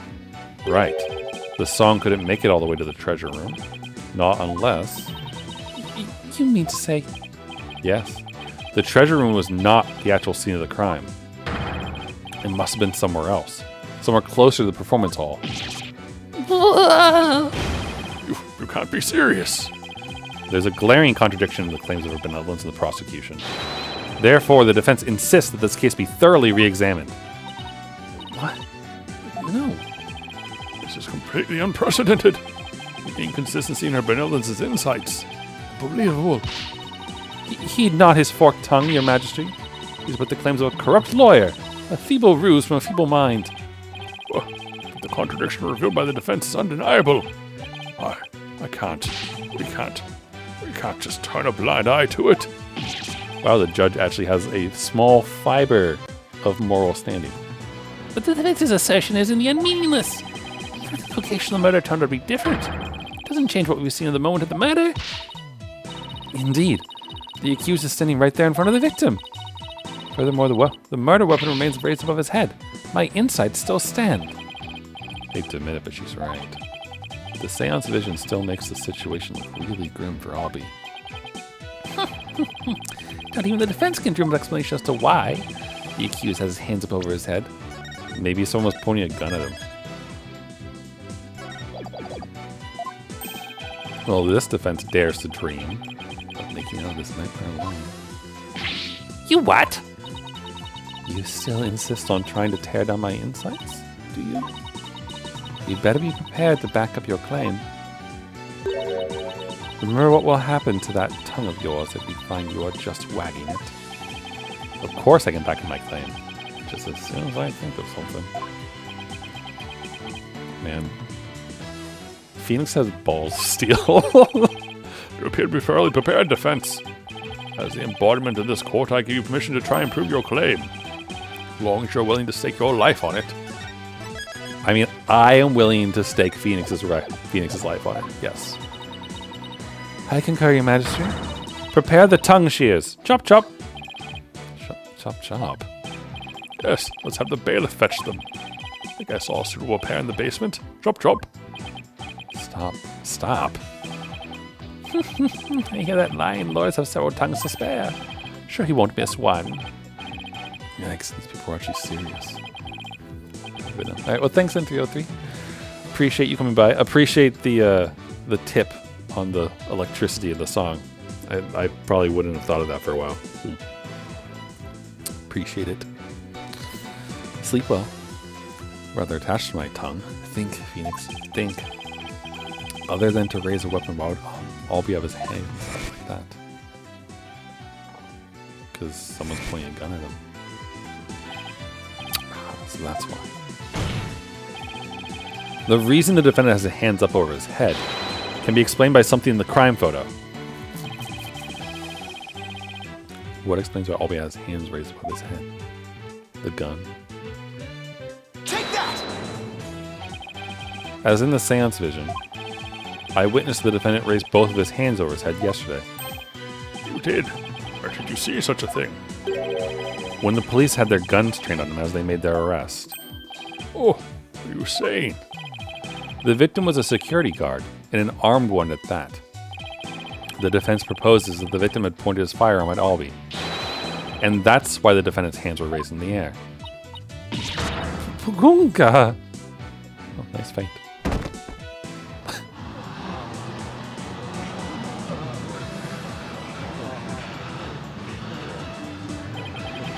Who would have thought seance vision could be interpreted that way? This is not possible. It can't be. Not bad for a total knockout. How dare that lawyer devil go up against her benevolence? No better than that traitorous snake, Dirk. Traitorous snake? Dirk? Dirk, eh? Who's that? No, I can't believe it. Contradiction in one of my insights? There has to be some kind of mistake. I won't accept it. That's right, your benevolence, and I won't accept it either. It goes against all we hold sacred. Throw him in jail immediately for lese magistri. What? Yeah, you said it. Throw him in jail. Yeah, make him pay for the way he disrespected benevolence. These people are definitely not my fans right now. That's right, exterminate him. They are dollars. Peace. Give me peace. I said peace. Oh, everyone, please calm down. Is he? Your Majesty, please assign this black-hearted attorney a suitable punishment. No, I can't charge him with lese-magistry. What? What? But why not, your Majesty? He was simply following the proper procedure for defending the accused. There's nothing unlawful about that. But your Majesty, don't you want to wrap this trial up quickly? Why not just give your verdict? Then you can go home and make it up to your wife. We can't end the trial now. Not when we just learned new information about the case. Your Majesty! Not you, too. You would honestly entertain the idea that my insight contains a contradiction. Truly, it is shocking. In the 20-plus years since the DC Act went into effect, such a thing has never occurred. To be honest, I didn't want to believe it either. But with his life on the line, the defense pointed out an inconsistency. It is our duty to scrutinize it to the satisfaction of the law. You dare go against the royal priestess? You, non-believer! Oh, my faith is as strong as ever. But I have a duty to make a fair ruling in this trial. You insist on interfering with that process, your benevolence. I'm afraid I must request your removal from this courtroom, royal priestess or not. What? I'll have you know. Your benevolence! Please acquiesce in this, your benevolence. Looks good. Oh. Won't forget this offense, Bobhead. Do not admit defeat. I won't. Bailiff, please see your benevolence out. You or me, Tomo, will face due retribution in the Twilight Realm. The demons there they'll pluck the barbs right off your stupid head. I hope your suffering will be super duper painful. And I hope they throw you into a lake of burning fire. Yeah, and then... Nice display of maturity. I guess she's still just a teenager after all. Now then, defense. Mr. Light, was it? Yagami? That's right, your majesty. Phoenix Wright. Of course, Mr. Wright. My apologies. Now that we have this newly uncovered fact, I suggest we proceed with arguments. Thank you, your majesty. Yes, but do not misunderstand me. This doesn't mean I trust you completely. Be keeping a close eye on you, so don't even think about lying to this court. I understand, your majesty. I mean, now we can finally run a real trial. Arguments, your majesty. Very well, I accept your challenge. Huh? What's with them? Oh, the look on your face, Mr. Wright. It's just too hilarious. What's so funny, Mr. Payne? The defense still doesn't get it. The truth he unearthed is going to bury him in his case instead. What do you mean by that, prosecutor? I told you, it's Chief Prosecutor. Yes, because that's the thing to focus on right now. The defense is digging its own grave. Consider this, your majesty. Why would the victim, a security guard, point a gun at the accused? Oh, Indeed, because the accused was about to commit a theft. It's the only logical explanation. What? That does sound pretty logical, actually. Not really, honestly. No one's supposed to be in there, right? So, Doesn't help the accused situation at all. If anything, it makes him look even more guilty. yes, I have to agree. Allow me to spell out this truth the defense didn't bother to think through. Mr. Roll came across the accused just as he was trying to steal the treasure. The guard pointed his gun at the accused, and just when the power went out, the accused murdered the victim and hid his body in the treasure room. A hand truck for moving heavy treasure around is stored in the treasure room. The accused could have easily moved the body with that. After all that hard work to knock down those insights. Back to the old familiar corner once more. Mr. Wright, do you have a rebuttal? Yeah, I'm drawing a total blank here. Hope you're ready to climb that scaffold. I asked you a question, defense. I'm nothing. I can't think of any grounds for objection.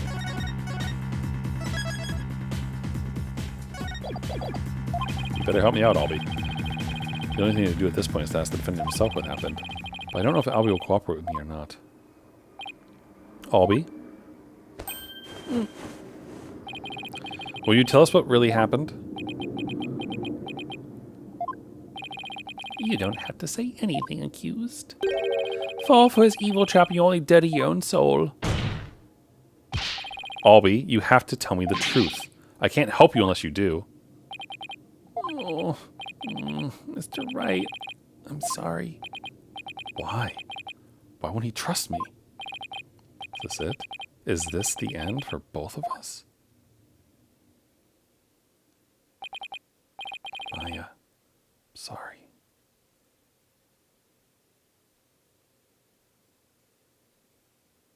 I never met a real lawyer before. Everybody always told me they're bad, bad people who help dirty criminals go free. Never thought a lawyer would actually try to help me. Would actually believe in me. Would risk his own life for me. I never would have even imagined it. Albie. So, that's why I lied. To try and save myself. But I'm not going to lie anymore. If you believe me enough to put your life on the line, I'm going to believe in you too. What? Allow me to explain.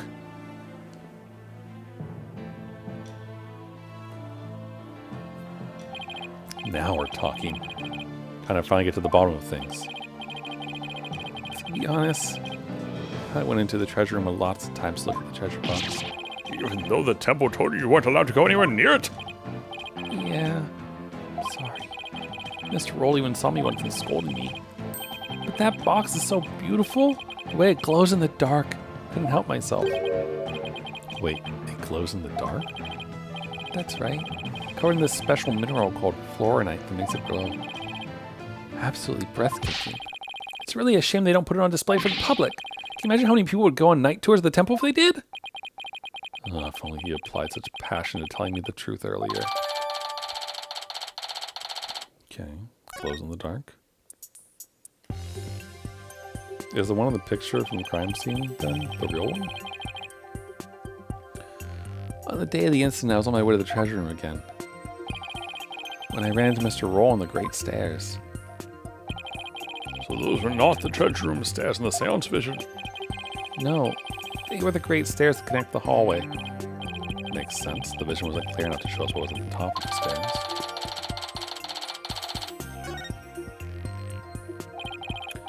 All of a sudden, Mr. Roll drew his gun and threatened me with it. I quickly put my hands up.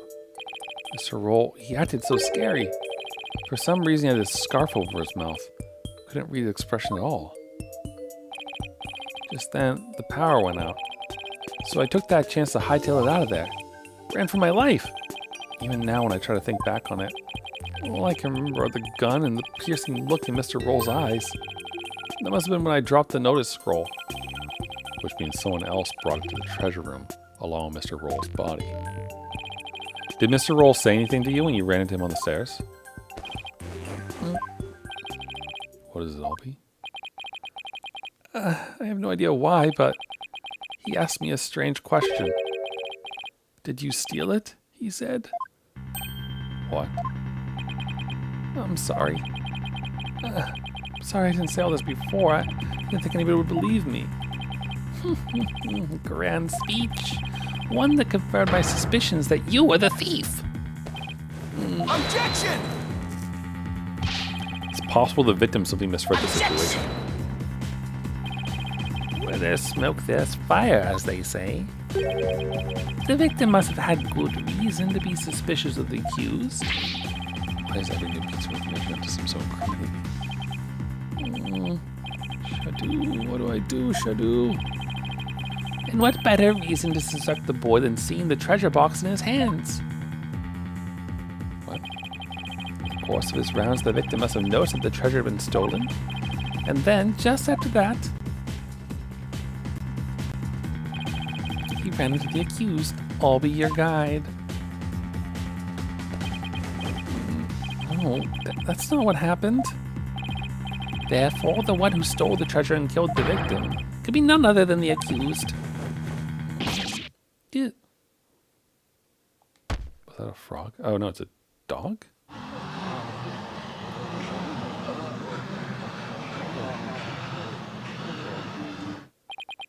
What now? Hey, Shadu, down boy. Well, what do we have here? I'm sorry about this. This is my dog, Shadu. You nearly gave me a heart attack. So that's what was making his bag move. Can't you quiet that yappy mutt down? Shadu says that Mr. Roll made a mistake. You can understand him? Don't tell me this is a surprise witness for the defense. I beg your pardon. You're not thinking of cross-examining an animal, are you? Oh, it wouldn't be the first time. Of course not, Your Majesty. Not this time, anyway. Phew. Well, I'm glad to hear that. But I had to reassess my assessment of your sanity for a second there. I think I'd better reassess my strategy and fast. I had to somehow show that somebody else could have struck the victim. Or sunk.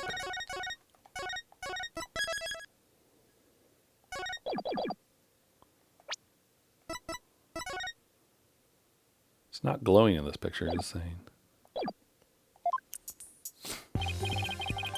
While it's true that the defendant was standing in front of the victim when he died, doesn't mean somebody else couldn't have struck the victim at that time. You're going to go that far? I hope this means you have another angle of approach ready. Exactly. I mean, who but the accused, standing in front of the center, could have done it? Unless you can back up your claim, it's nothing more than conjecture. Okay. Phoenix, I know I can think of something convincing. Where else could the victim have been struck from? Well, from behind. Really, this isn't... I feel like that's obvious, right? Take that! With the defendant standing in front of the victim, isn't it possible that the victim could have been struck from behind? From behind, you say? Oh, I see. Yes, I suppose it's not outside the realm of possibility. Good. At least have some breathing room. But who do you suppose it could have been? Oh. The true culprit, naturally. The one who actually committed the theft and murder. The true culprit? And I suppose you have a true time of events to go along with that. Should have known I'd have to explain everything. Alright, if we assume the true culprit struck the victim from behind, then that means... after going to the treasure room and stealing the treasure, the true culprit tried to escape. But then Mr. Roll appeared, making his rounds. I imagine the culprit then quickly hid in the storeroom at the other end of the hallway. You're grasping at straws, Mr. Wright. Admit it, you have nothing but baseless conjecture. I'm going to look for something to base it on right now. Albie, when you ran into Mr. Roll in the hallway, was there anyone around the storeroom area? I don't know. There might have been somebody there, but I couldn't see. I was only halfway down the stairs, so I couldn't see the end of the hallway. I see. Swing and a miss.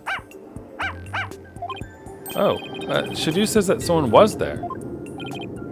I see. Thank you for that. Too bad his testimony is inadmissible. You think this is a joke? Maybe the defendant didn't happen to see this other person. But that doesn't mean the true culprit couldn't have been there in the hallway. Your desperate floundering is getting hard to watch. But I will enjoy watching you sink. What are you talking about? Unfortunately for you, only the accused and the victim were there in that hallway at the time of the incident. How can you continue to make that assertion? Because there was a witness. A very reliable witness. What? Your Majesty, the prosecution would like to call its witness to the stand. Calling an eyewitness to the stand. Oh, it's been decades since that happened. And unlike the defense's witness, you can rest assured that there are no pets involved. That was a low blow. Very well. I'll allow it. Now for something we've not heard in quite some time. Bring the witness to the stand. Is it Jesus Man? Yes, it is. Oh, hello, actual thief. Witness, please state your name and occupation. Peas Lubbin, and Deans. Peace Lubbin and outstandings? And is standings? Peas Lubbin. Peas Lubbin and is standings. What is this name? Like, there's a pun here, but what? Like, peace, love, and is stand and understanding? Is that what? Peace, love, and understanding? I'm like Temple's head monk. Can you dig? Oh, he's a hippie. Oh, if it is an instructor on understanding, you're the eyewitness. Instructor. Not only is Mr. Understanding Temple's temple... Gosh, these words. Mr. Understanding's Temple's head monk, but he's also a renowned Domelin expert. Sorry to have to ask, but what's a Domelin?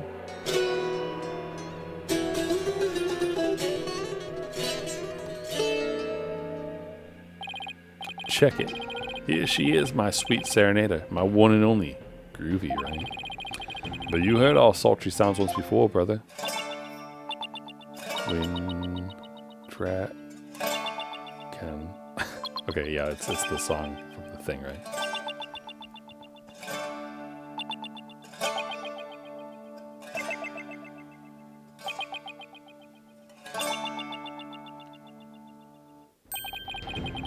It's a song from the Dance of Devotion. Right home, brother. The Song of Ceremony. I bet they use his brother makes me want to go like Hulk Hogan. Playing this tune together is a precious gig for me and my girl here, you dig? The Song of Ceremony. The song that was playing at the time of the murder. Oh, Holy Mother, may the righteous sounds of my Domelin serve as my offering to you. Wonderful. Great performance as always. This is my thing, you know, my bag. I make instruments speak, baby.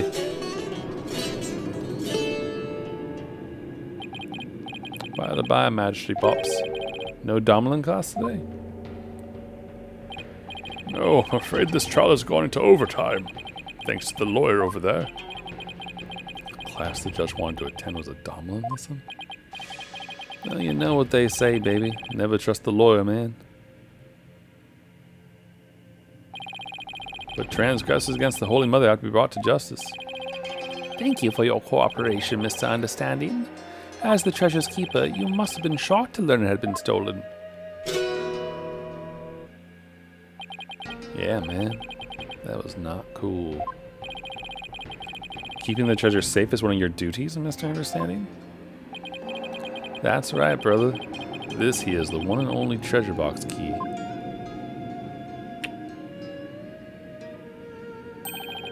And I keep it on me at all times. Can you dig? Oh, so you're the only person who could have stolen it. But the sneaky thief went and cracked open that sucker anyway. Total bummer, man. So that's the key to the treasure box, is it? You know it, baby. Called the Magatama key. It's a historical artifact to boot. Been passed down from head monk to head monk at Temple. The Magatama key.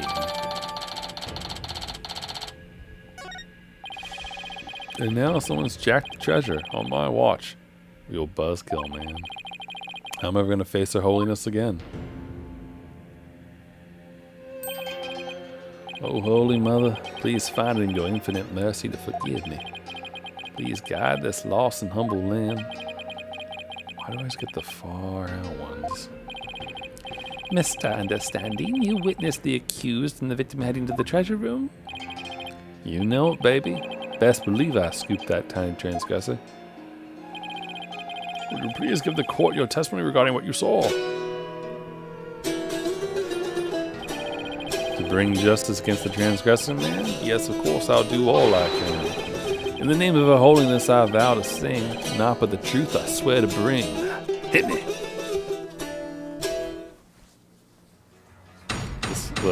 That instrument makes me want to play 80s. What I saw, baby. The morning dance of devotion. To go back to my chamber, I got the notion. Don't you know my chamber's on the way? To the temple's treasure room. Hey, hey, hey. Any small footsteps I can quite clearly hear. If anyone to the treasure room goes near.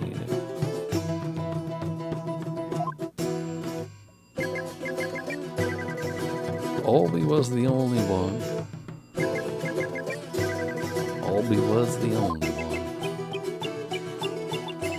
Before the blackout, one other than roll. Only Albie to the treasure room did stroll. Very, very nice testimony. Thank you for that. Tell me I was hallucinating just now. Like, can you believe Mr. Roll bit the big one after that? Harsh, man. I share your sentiments. You were the one who discovered the victim's body, weren't you, Mr. Understanding? What? You found the body as well? Really is a key witness then. That's right, brother. After the blackout, I went to reset the break and give power back to the people. The circuit box is near my chamber, so I'm always the man for the job, you feel me? Oh, so you could have triggered it then, right? Mm-hmm. Wait, I'm sorry, do you live in the storeroom? Or is it like the door that doesn't have a thing attached to it? The breaker's in the first floor hallway in front of the storeroom. On the way, I got a whiff of something funky. Blood, man. Really harsh my mellow. Knew something wasn't kosher, so I swung by the treasure room to see what's what. It was like, oh man, there's a poor Mr. Roll, dead as a doornail. Mm-hmm. In the interval between the end of the dance of devotion and the blackout, the only ones who went to the scene of the crime were the victim and the accused. So you see, Mr. Understanding's unassailable account is what led to the accused arrest.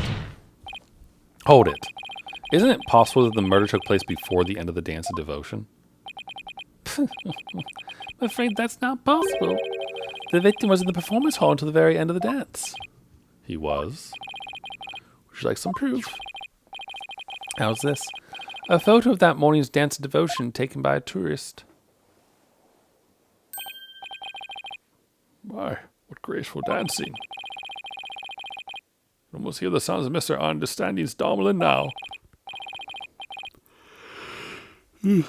Payne's right. There's Mr. Roll on duty. Never underestimate the incredible pain. So in addition to Rafa's insights, he had backup evidence lined up too, huh? Okay. As head monk, my monks in training are like my own kids. Like family, can you dig it? Should have taught all be better, man. Before her holiness, the Holy Mother. Oh, all be confess your sins, my young brother. Yeah, head monk understanding. I didn't kill Mr. Roll, so I don't have anything to confess to the Holy Mother. What? Bogus, little man. Your faith is weak like a wet paper bag. You feeling me? Spare the rod, hey, baby. Spoil the child, not baby.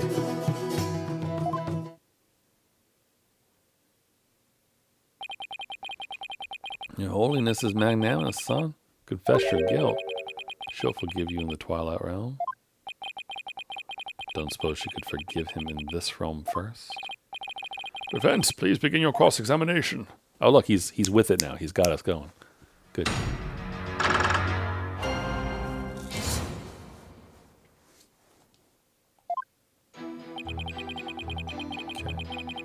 Ooh, some good music playing.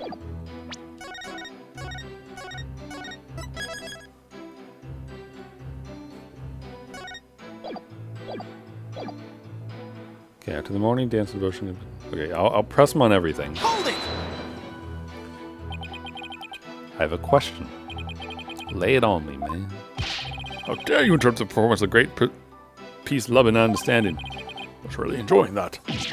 Sorry, but, you know, there's something about that name I can't put my finger on. Oh, what's so funny about peace, love, and understanding? You had a question for me, brother?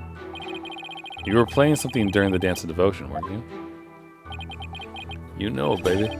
Playing my beautiful girl right here. It's Dama. Oh, that's a different one, though. And offering to... Oh, it's the murder. It's the murder instrument. Okay. Mr. Understanding's playing is the best in the kingdom. Must please Her Holiness greatly. Could you continue your testimony, Mr. Understanding? Well, there's an inconsistency right there, then, isn't there? For the Holy Mother, I keep on trucking. This dumb still needs some plucking.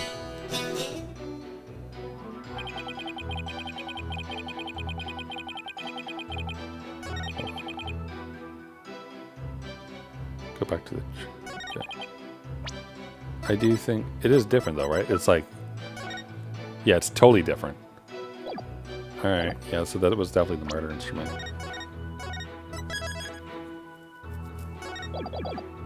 Just need to find a place to, you know, point it out.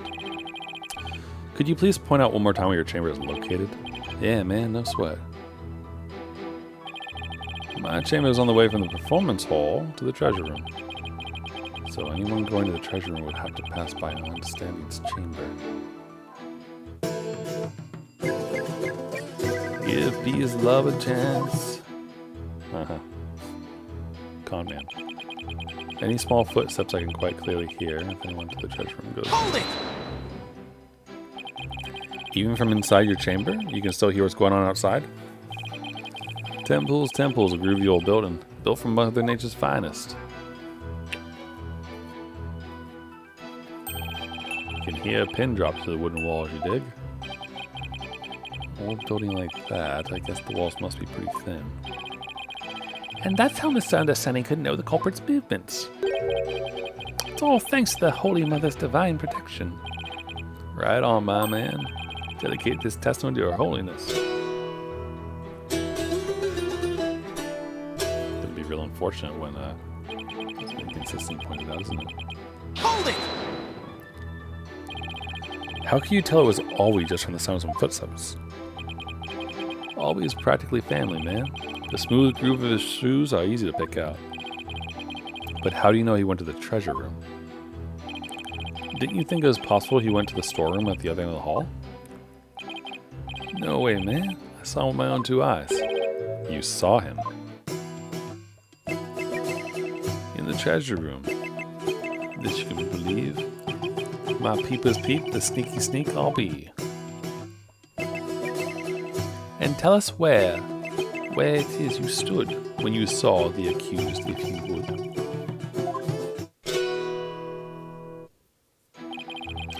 When I heard the footsteps, I looked out the window. From my window, I can see the window of the first floor hallway across the courtyard, you dig? And through that window, I saw Albi walking to the treasure room. Right before this outage, huh? Can you please add that statement to your testimony, Mr. Understanding? You got it, brother.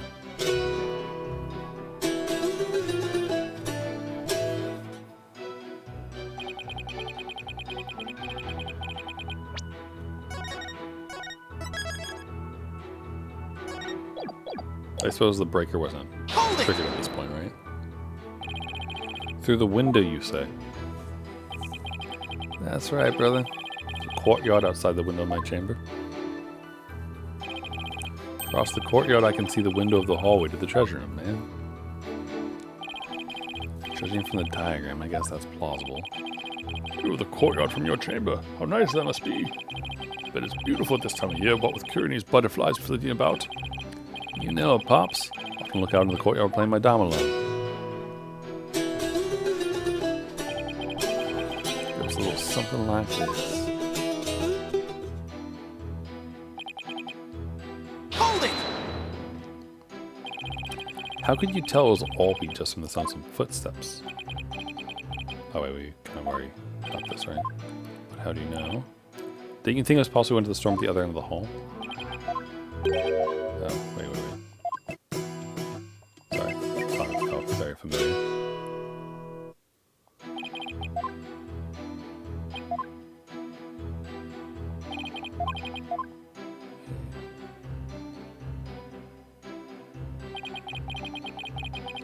Before the black tile, one other than roll, only I'll be the treasure room to destroy. Hold it! How can you be so sure that nobody else was there? Oh man, you lawyers are as uptight as they say. Isn't it possible that someone else could have snuck past? The answer, my friend, is squeaky wooden floorboards, baby. Make such a racket, not even the quietest cat could sneak by me, you dig? Yes, that makes sense. All that just now is simply more of the attorney's unfounded suspicions, I see. That's the truth, baby. It's all that I sing. Truth is all. It's everything. Words of wisdom, words of truth. Baby tooth forsooth phone booth. This is why he's taking the classes. Much thanks to Mr. Understanding. Let's bring an end to defense grandstanding. You're not stopping. God, he's singing now too. You're not stopping me until my client goes free. Wait a minute. Why am I singing? Right on. Even the lawyers join in, baby. Everybody's starting to feel the groovy vibe of my far-out rhythm. I refuse to let them run this show. I think I found the flaw I've been looking for. Understanding was in his chamber on the second floor, but there's something that definitely should have been blocking his view. Really? That's okay.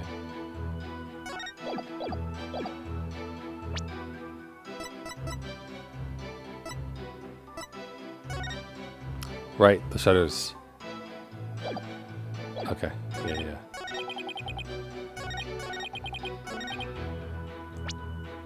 Alright, liar. Congrats. Objection!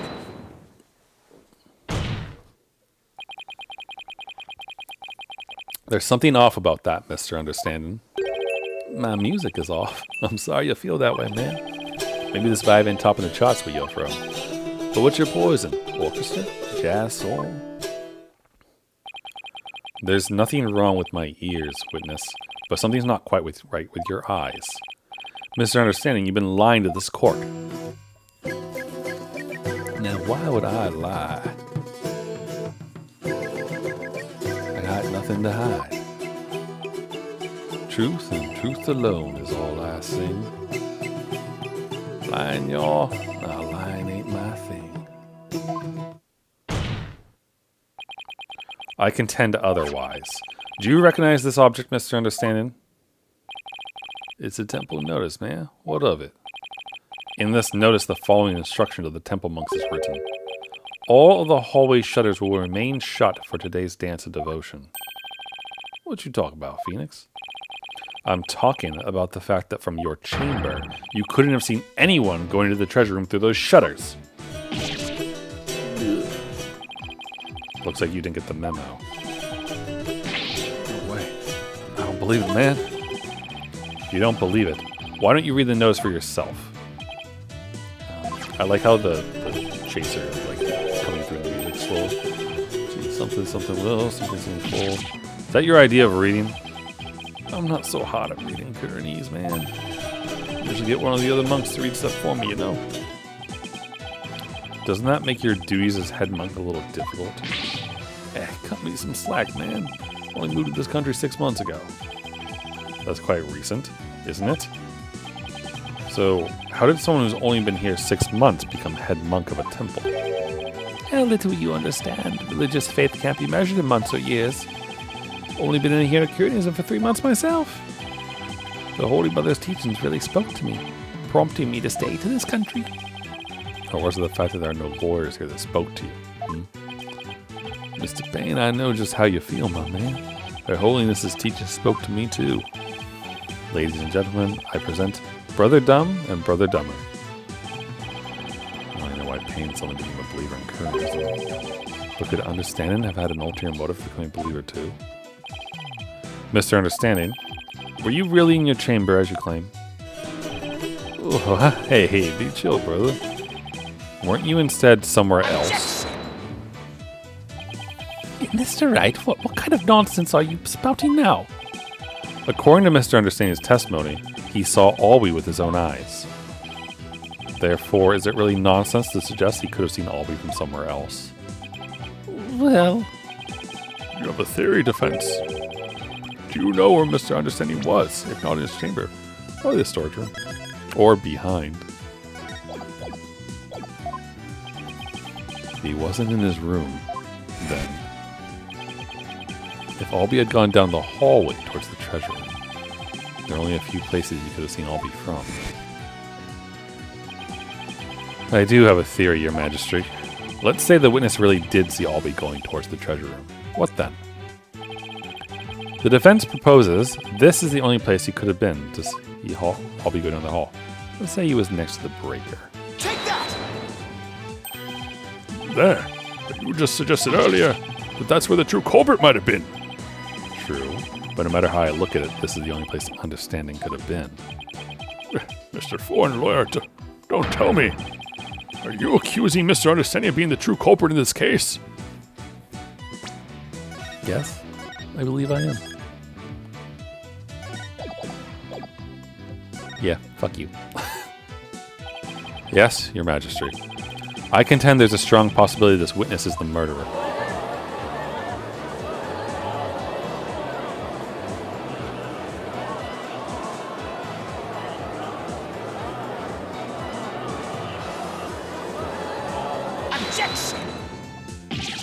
how dare you be so disrespectful?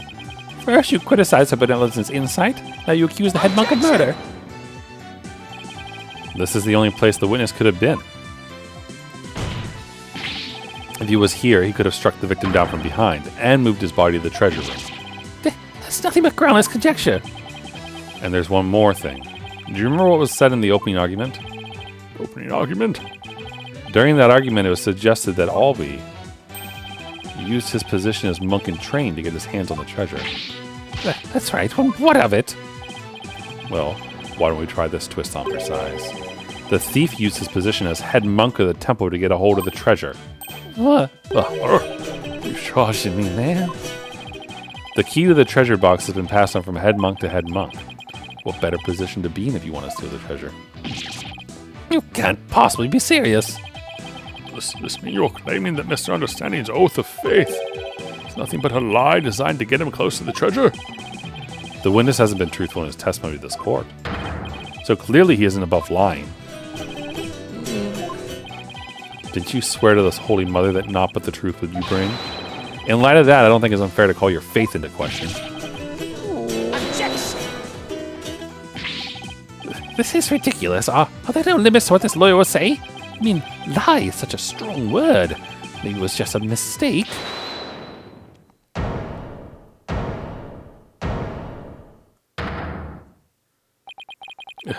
Enough with a nervous wreck routine, prosecutor.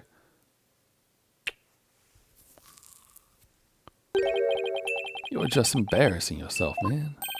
What? What was that, Mr. Understanding? Lawyer man, you really are the lowest of the low. Gone and said something I can't forgive. You called my belief into question, my faith in the Holy Mother, and nobody gets away with that.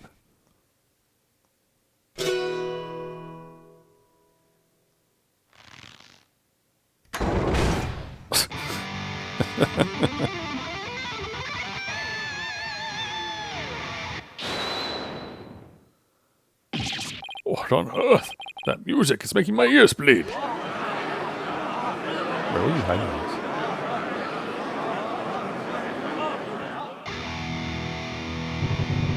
This is the music of my soul. Death to the lawyer.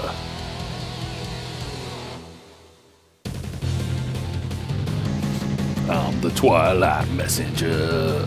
Can't you tell? Gonna take this lying lawyer straight to hell. That hurts my voice a bit. He's dripping with lies, running with Philistines. Gonna send that lawyer to the guillotine. Now for something completely different. That plinkety plunk music just won't let me express my rage. Your rage, huh? Isn't the real source of your anger having your lie exposed? You just don't get it. If I lied, it's because you drove me to it. All sniffing around and suspicious and throwing out false accusations. Sorry, but as a lawyer, I'm afraid that's my job. Yeah, well, lawyers are crap. Keep making noise and I'll have to use my partner here on you. I'm the one making noise? Hey, you want to know the truth, huh? Think you can handle the truth, do you? Fine, let's see you try. Feel the heat of my brutal death beat.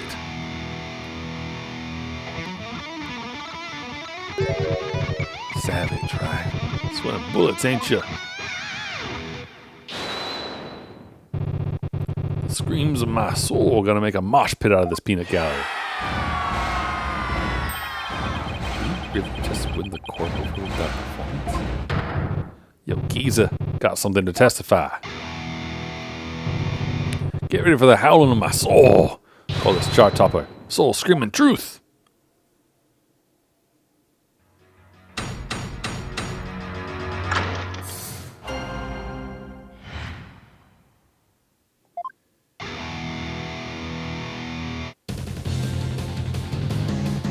Sorry, I'm not going to sing this one. The priestess's dance had come to an end. The music storeroom, my way. Although I would think Iron Maiden would be the appropriate version here. Like the priestess's dance had come to an end. That kind of thing. Like which one is it? White man came across the sea that brought us pain. Forget the name of that one. Anyway. Death's truth is what you dread. You shred. From my spot in front of the storeroom, I saw all we creep to the treasure room. Trailing from behind, hound on the scent, I saw a pot hole after Albie he went. Why would he ask that question though? Me and my girl, innocent and sweet, back by the storeroom, can't compete. Not when the power ticket to midnight, blacker than black spike, robbing all sight. Yeah, baby, let that soul metal flow. Where's that music? I've heard anything like it. It's so fast, it's making my head spin. This is Domelin metal. Yo, Giza, how those ears ringing? I don't know much about music, but I got chills and they're multiplying. You scared, lawyer man? Run away fast as you can. What a wonderful rhythm. The perfect accompaniment for further deliberations. Now, Mr. Understanding, what did you go to the music storeroom for? Yeah, I went to put my Domelin away. She's my precious partner. Gotta give her a good rest after playing in the right. But then why did you lie before? Because you send me to hell. Huh? We all know about lawyers and their lying, lawyerly ways. Alright, people. If I admitted I went to the storeroom, he'd have drummed up a false charge on me. Didn't want to get sent to hell. What do you say? He's right, that's so what happened. Now see why the defense culpability act was passed.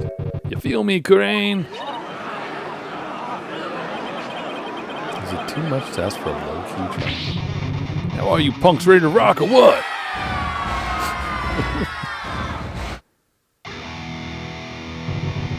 I can't hear you. Said, you ready to teach this lying lawyer how we do things around here? Alright, then I'm gonna lay it on you one more time. The screaming truth of my soul. And well, thanks for being a good sport about cross-examination.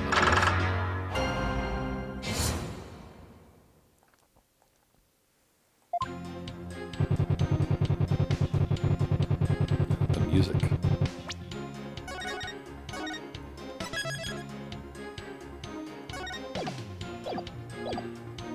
Hold it! You say you went to the music storeroom. But how do we know you didn't go to the treasure room to steal the treasure instead? On what grounds would you base that accusation? Got anything to show for it? That's right. Don't really have any proof. Yeah. Well, you can't prove that you didn't go to this treasure room either. You stole the treasure and were ready to make your getaway when you saw Mr. Roll. So you panicked and ran to the music storeroom. Isn't that right?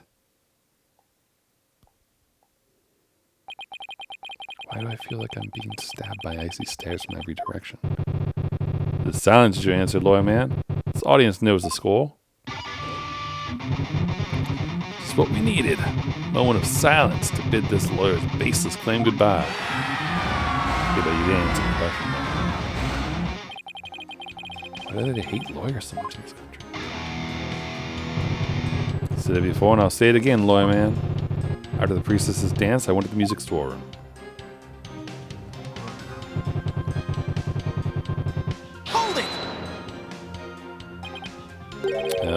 So what exactly do you mean by death truth?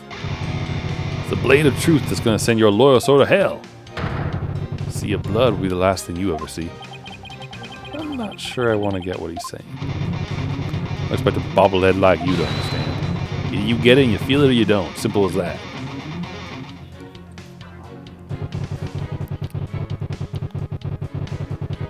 Hold it! How did Albie appear at the time? Come to think of it, he was glancing around all shifted like. You could tell he was up to no good. Shady, I tell ya. What's that thing about people who live in glass houses? Well, he was about to steal the treasure, so it only stands to reason he's assertive. The defendant admitted he was sneaking in to see the treasure box.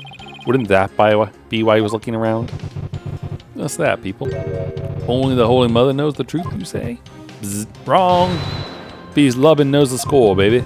My lips to our Holy Mother's ear, and I only sings what he saw there. In other words, my reasoning isn't good enough for God Boy here. What did you see next, Mr. Understanding?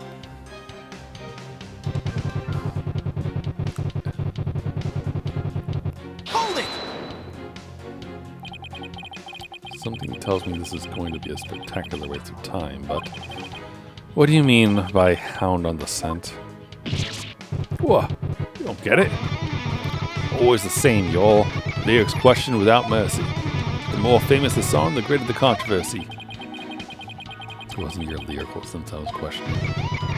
I say hound on the scent like a hunting dog. Because you know, Roll was a guard, and well, here we go. Inspiration can be suddenly like a flash, and that's okay. You don't have to explain your lyrics anymore. Hey, you're the one who asked. I shouldn't have asked. Mr. Understanding, you're still on the stand, so please stick to your testimony. Explain your lyrics to me later in Domelin class. Fine. Have it your way, geezer. Show must go on. Slash and trash.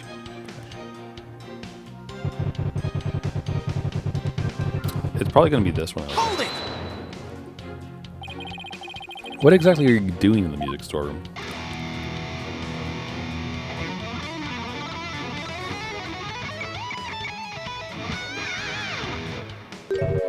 There. Get the picture?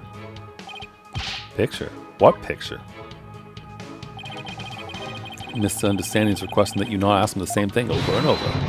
Hey, geezer, you got it in one. Take a bow, baby. How the heck did he understand that? What was I doing in the music storeroom, you ask? I already told you. Taking care of my partner in crime. Getting ready to put her away. See, would you believe it? Out went the power. Took it to midnight. Where were you when the power outage occurred? Like I said, I was in the music storeroom. My girl had been sounding a little off, so I had to get her back in tune. Isn't it true that you were actually in the hallway at that time? The hallway, you say? Why would I be in the hallway? You were waiting for Mr. Roll to come back from his patrol of the treasure room. Now that he discovered that the treasure had been stolen, you were going to kill him. Oh, you're a man. Just as always, so full of bull. Spewing noxious lies and pulling the wool. Filthy liar, through and through. I ain't never, ever, ever gonna forgive you. Utter lies with no evidence. As always, his claims are just tenuous. Hey, nice prosecutor. I'm picking up what you're throwing down. Someone stop their jam session, please. You've made your assertions clear, defense, but your arguments rather unsubstantiated. That's not good. What's so funny? P's love and understanding. Nevertheless, the possibility is still there. You can't deny the witness could have killed the victim under cover of darkness. You're forgetting one very important thing. Huh? It seems you've forgotten that the outage happened by chance, not design. Oh, that's right. Oh, that's right. Did forget about that. It's not like the witness planned the outage so he could take advantage of the darkness. And without darkness, it would have been hard to sneak up behind Mr. Roll and kill him. You're right. Even I would notice someone coming up behind me. What defense? What are you to say about that? What can I say about that?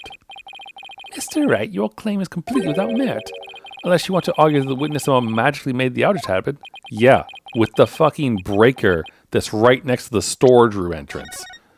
Are you stupid, Payne? Not magically. That's it. I contend the witness could have made the power outage happen, with no magic necessary. What? You have a theory, defense.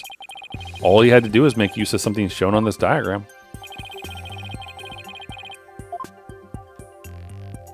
The break. Take that! The witness was in the storeroom. The circuit box is on the storeroom end of the hallway. There's nothing really magical about turning off the breaker, wouldn't you say? Nice try. That theory doesn't hold water, lawyer man. And why not? You're saying I turned the breaker off and then snuck up on Mr. Roll and hit him? In pitch black darkness with no source of light whatsoever? Is that what you're saying? With the lights off, that hallway is blacker than 100 midnights. You can't see the hand in front of your face. Couldn't even commit murder like that. Unless there was somebody standing right in front of the victim, like the accused. I hate when he's right. Well, no, the thing glows in the dark, right? Can't just let his point stand. Well, maybe the victim was holding something that served as a guide. A guide through the darkness. Something. That's more than a little vague, wouldn't you agree? You ain't gonna move this room with a half-baked hunch like that, bro. You gotta hit him hard. Really make him feel it, you hear me? Just like my verse, baby. Woo! Afraid I don't understand the witness's lyrics very well either. But at a trial, your arguments have to be clear and precise. Let's see some of that clarity and precision now, defense. Uh-oh. What do I do? Does the evidence have a, like, flashlight or anything in it?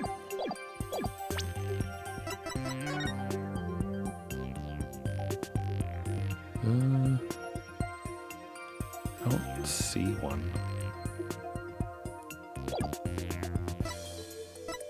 This thing glows in the dark, right?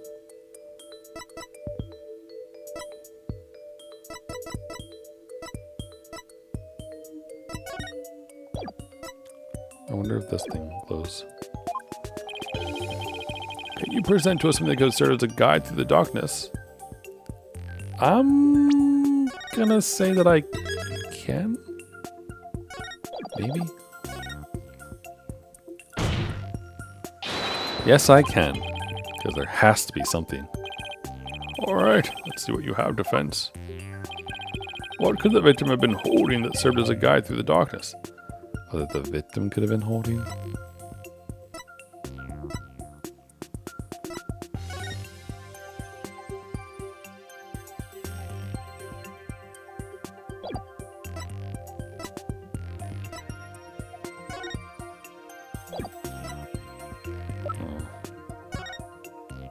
Shows roll on guard duty.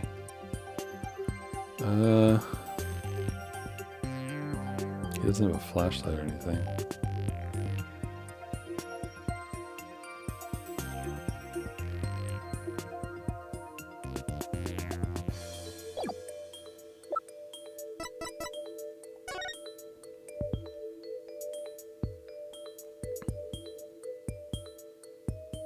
I don't really see anything. I mean, alright, well, fuck off.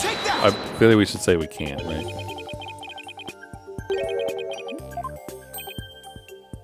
This was only the treasure box. They're all like, what are you talking about? Because that's clearly wrong.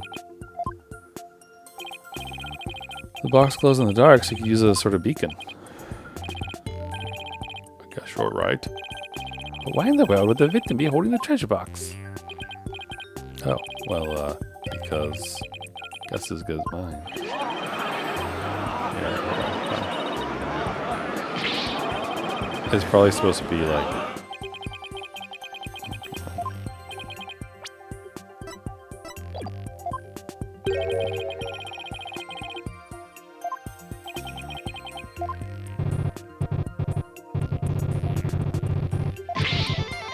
Wow, alright then. Get the screen of agony out now. Not with a reason. No pressure or anything. As to why the victim was holding the treasure box can easily be explained as thus. Wait, this is still going. What reason could the victim possibly have had to be holding that treasure box?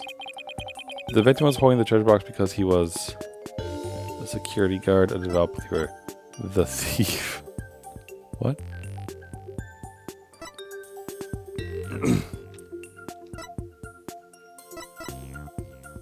What?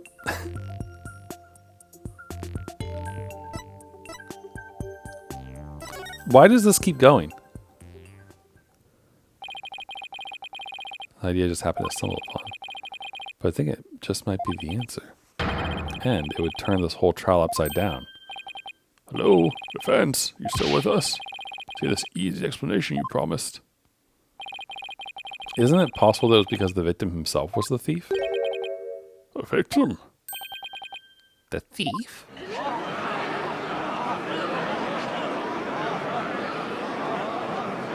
This can't be right.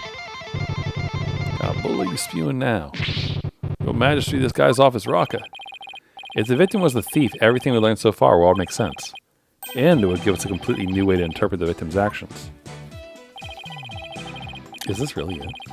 After the morning dance of devotion, Mr. Aurora went to the treasure room. He grabbed the box that contained the treasure and started to take off with it. But then he ran into Albie on the great stairs. That's why Mr. Roll pulled his gun on Albie. Then, when the blackout occurred,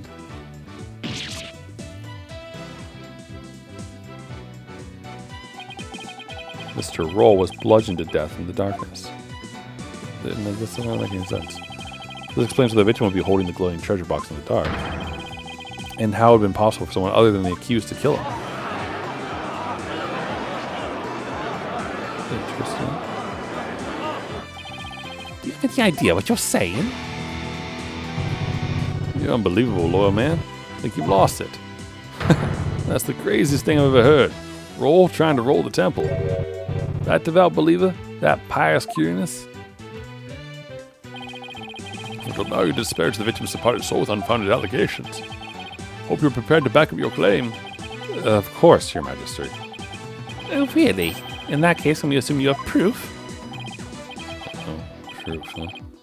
Do I have any? I can't back that now. Okay, I guess we can't back down now.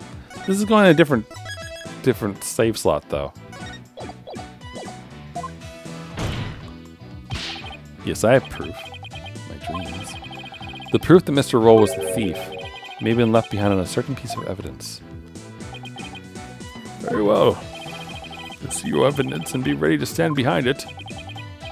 Footprints, fingerprints, I'll take anything at this point. Proof. Something that would have been involved with the theft. And there might still have some trace evidence left on it. What proof showed that the victim might have been the thief?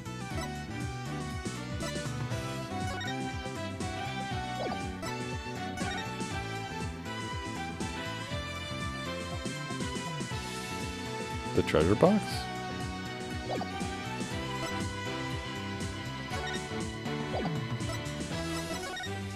His hand is bloody and so is the thing. Take that!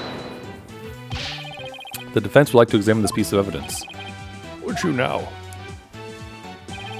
I don't think that piece of evidence will give us any answer. Wait, but it's got red on it, and the hand is red. Nice. Okay, don't overthink this, Phoenix.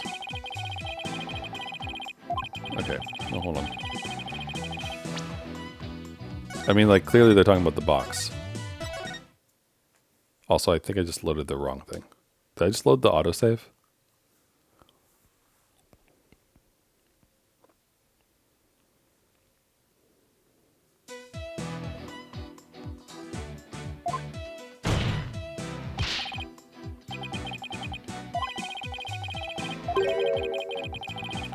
Okay.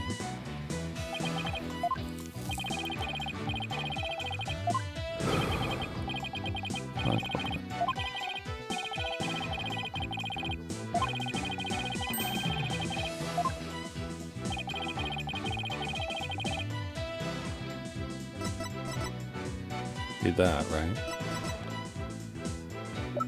Not the key. Take that! The defense would like to examine the treasure box. There might be trace evidence on it that would show the victim had held it. Right. You'd better hope you turn up something more definite than that, defense. Yes, sir, Your Majesty. Very well. Bailiff, bring the treasure box. Wow, they're actually bringing that out? Thought it's not allowed to be seen in public.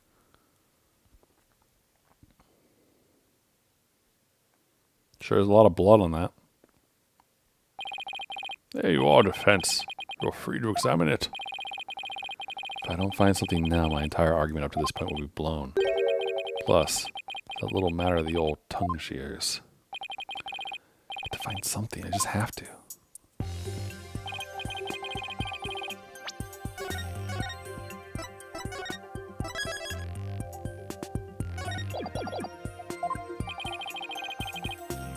Rotate the right stick, use XMB to zoom in.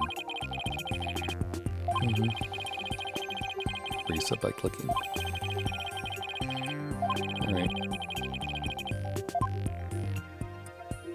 Well, there's the green butterfly. Magatama. I mean, there's a lot of blood on this. Just saying.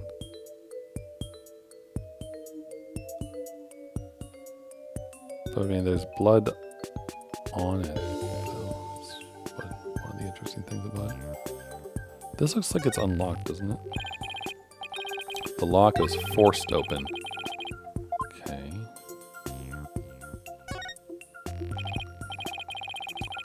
The box was forced open, but the bottom of the victim was holding the box. The lid must have been closed. Try closing the lid too.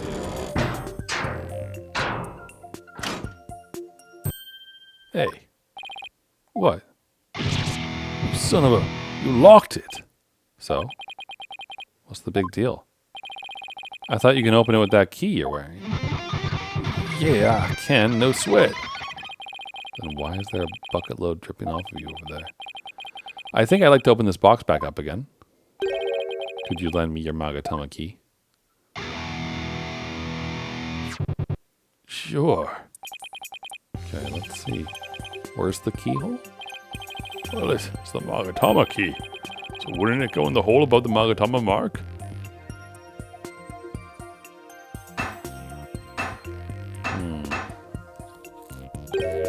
Huh? Won't open.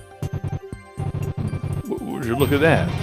Thief must have busted the lock when they forced the box open. Really? I'm not so sure about that.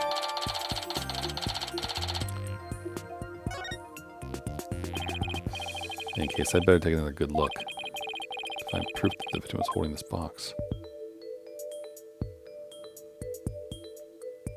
I mean, there's a bunch of blood everywhere. Is that like a weird line on it?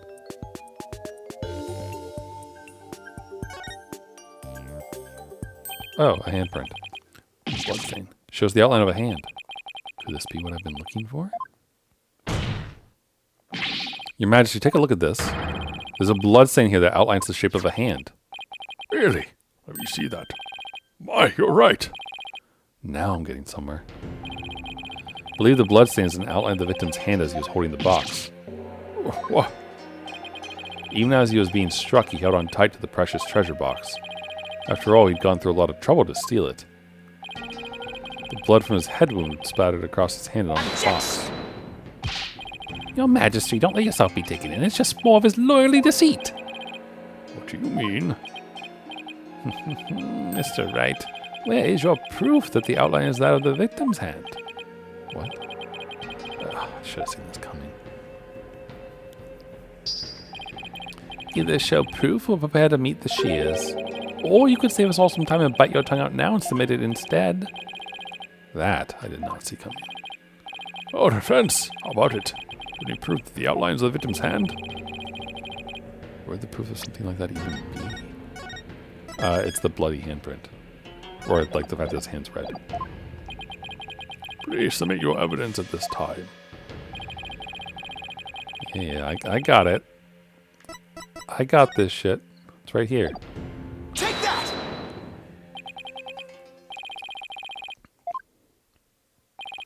Mr. Payne, despite your claims about my forked tongue, just so happens I have the proof you require. You too? It's right here in this crime photo. It is. Where? Defense, please point it out. What proves that the bloodstain outlined the box is at the victim's hand, you ask? How about all the freaking blood on his hand? Mr. Payne, take a good look at the victim's hand. See this? That's blood. Oh, Yeah. We place Mr. Roll's hand inside the bloody outline. You think the blood on his hand would complete the splatter? Exactly. I guess nothing. And if they do form a complete splatter, it will prove my theory correct. and the victim really was holding the box. I'm willing to bet my life on it. The defense reasserts that the victim was the thief who stole the treasure box. You can't be serious.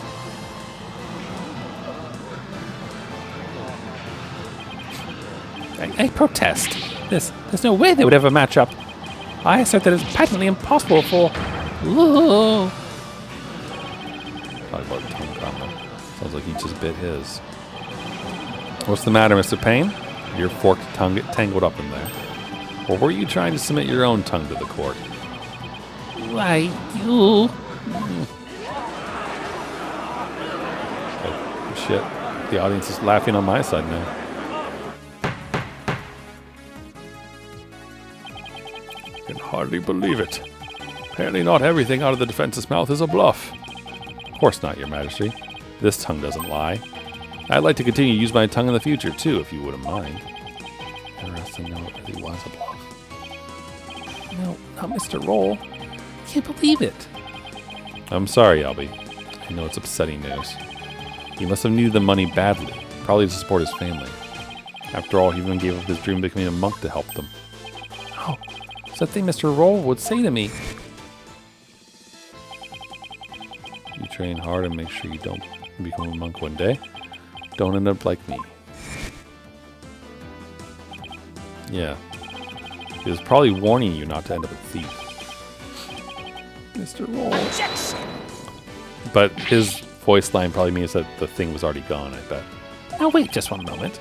If the victim was the thief and he was holding the treasure box, then that means Mr. Roll was holding the murder weapon when he was killed.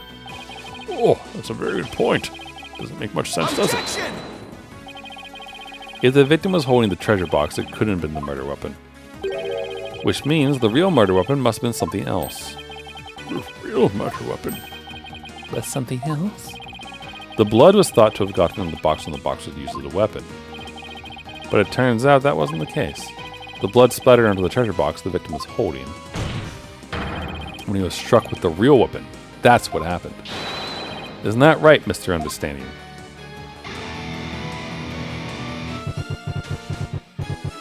Are you insinuating I'm the one who used this real weapon? Are you saying I'm wrong in my understanding? You got me riled up, lawyer man. I feel a song coming on.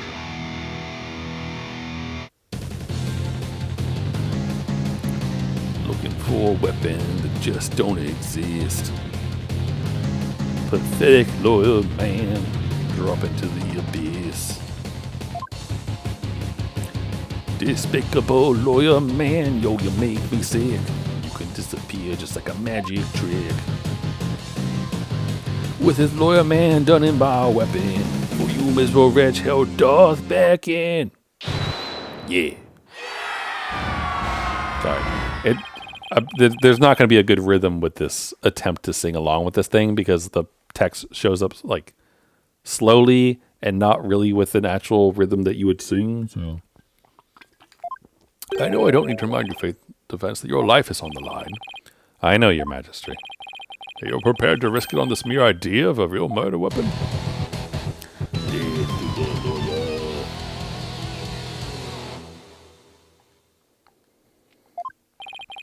This is it. The moment of truth. Can't back down, not now. Yes, Your Majesty, I am. I'm confident the real murder weapon does indeed exist. That's a bold claim, Mr. Wright. Let's see you back it up. Show us which piece points to this real murder weapon. Gladly. I knew which one it was. It's the guitar with the pointy bit. All right, let me submit this. I want to go to sleep tonight. Like, I didn't expect the tutorial mission to take this long, to be completely honest.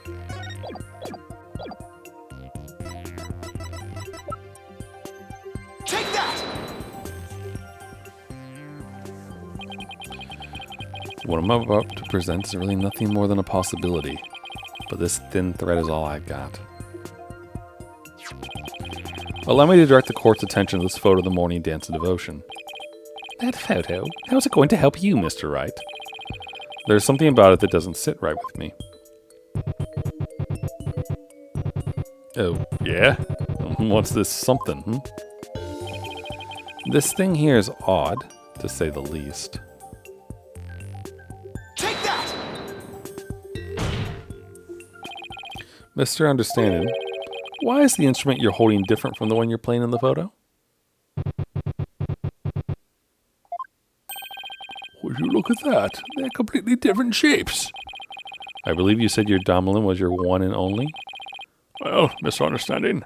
What do you have to say to that? I had nothing to say. Then allow me to answer for you. They're different because the one in the photo is no longer in playable condition.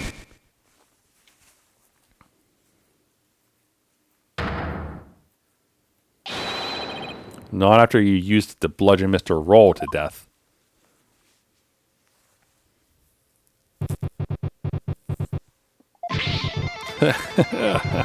Now, partner wasn't doing so hot, so I brought her sister along, that's all. Not a big deal, lawyer man.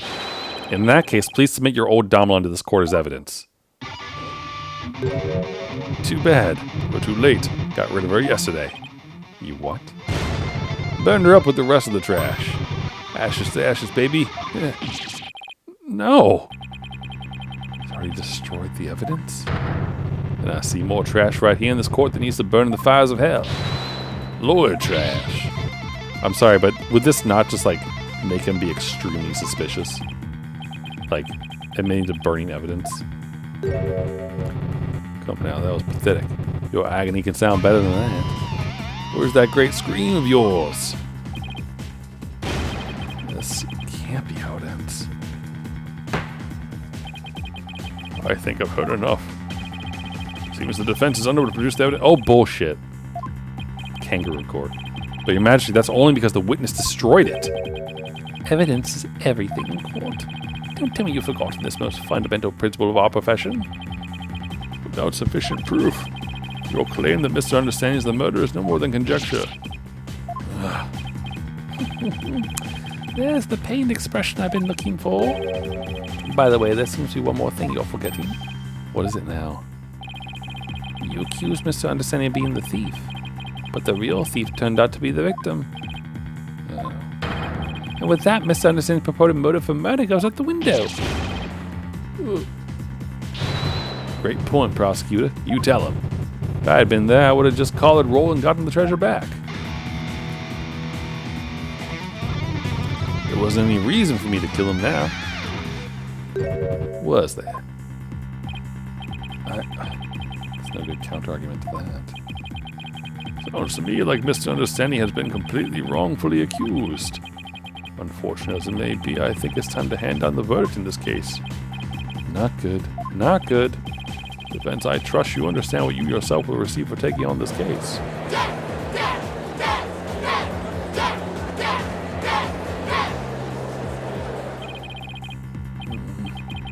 What do I do? The murder weapon's been destroyed. I've got no motive. Poor Albie will be convicted, and I'll lose my life too. Mr. Wright, you have wasted this court's time and disparaged everything we hold sacred. We should charge you with lese majesty, in addition to the crime of abetting the accused. Yeah, you should pay for desecrating my good name.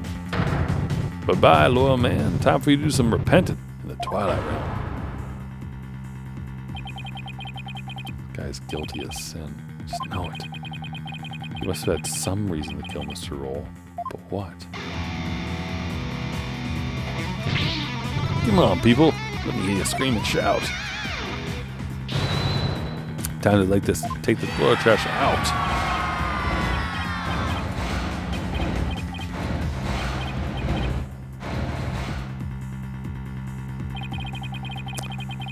Thing to do at a time like this is to turn my thinking around.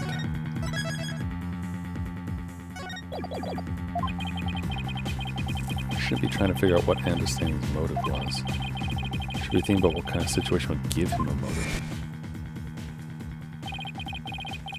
Did you steal it? He said.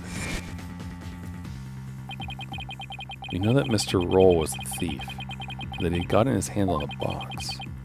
So then why in the world did he ask Albie that question? What about the treasure box would have prompted him to? Ugh. Defense, what's gotten into you? Now I get it. Now it all makes sense. Like Paul Kunka, man. What you trying to say? Muttering and squealing yourself sounds like you knocked something loose upstairs. Your Majesty, please hold off on your ruling for just a little while longer. Don't tell me you're gonna start begging for your life now. No, Your Majesty, that's not it. Just that I realized something important. We've been operating under a serious misconception this whole time. Misconception, you say? That's right. A mistaken notion about the treasure box. Could this really be true? If so, there's still a lot to figure out. Very well, let's hear what you have to say. Thank you, Your Majesty. Your Majesty, this is just more of his nonsense. He's just stalling for time. Your last chance, defense. Second, I find it really is nothing but nonsense. No amount of begging will stay my hand. Understand? Yes, Your Majesty. Oh no, this is just going to be another one of your stupid bluffs. Now then, defense. What is this misconception you mentioned?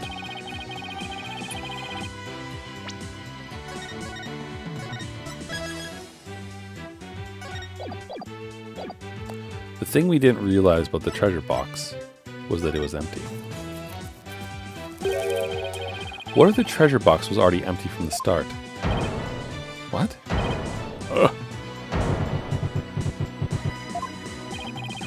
Please recall that when Mr. Roll ran into Albie on the Great Stairs, he asked the boy a question. Did you steal it? He said.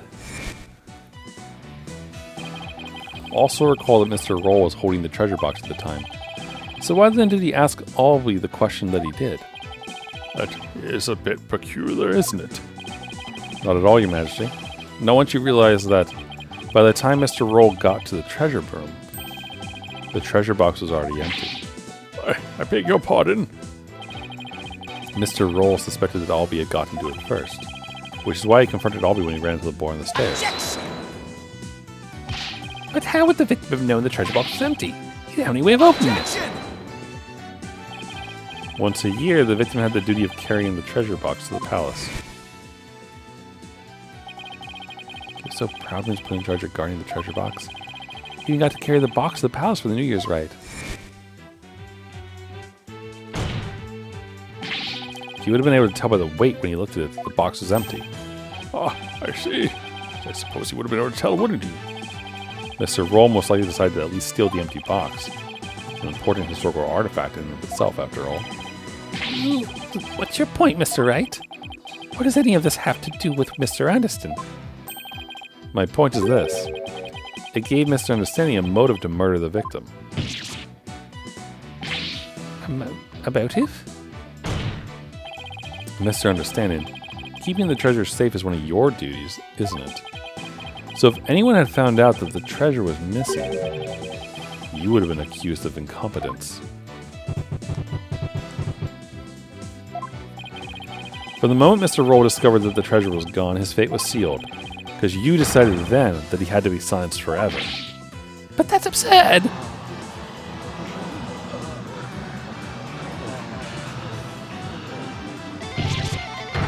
Can you believe the stuff that comes out of this guy's mouth? It's all just a colossal joke. So then what really happened to the treasure? Had been stolen long before this incident occurred, by Mr. Peaslub Understanding himself. Mr. Wright, will you stop at nothing to accuse Mr. Understanding?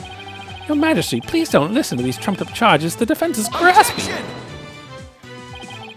The treasure box can only be opened with the key Mr. Understanding holds. Who else could have stolen the treasure? As I said, the accused stole the treasure by forcing open the box. Your Majesty, I call for a swift ruling. I'm not ready to give my verdict yet. Uh-oh. The defense has successfully presented a new possibility in this case. Yes, finally a tiny shred of hope. Mr. Understanding, would you care to make any statements in response to the defense's claims?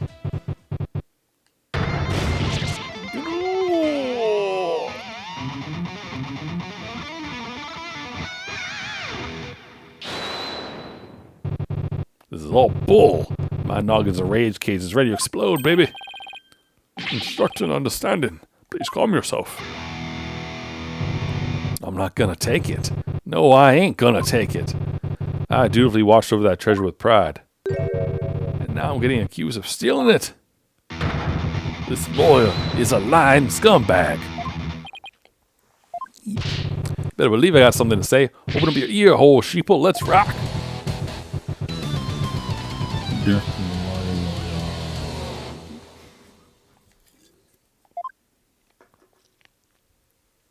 Is there really another? Oh gosh, God, there's another sequence of sequence. This better be the last one. Sorry. The opening mission for an Ace Attorney game shouldn't take more than 2 hours. Come on. Steal the Founder's Orbs? Me? I did it. This lawyer's insults. No limit. All this time, they guarded the orb faithfully. Sacred duty to the Holy Mother. Easy to see. Hands unclean, accused of the deed. Force the box open, no key to be needed. Blind lawyer condemned to hell. Confirm into prison cell.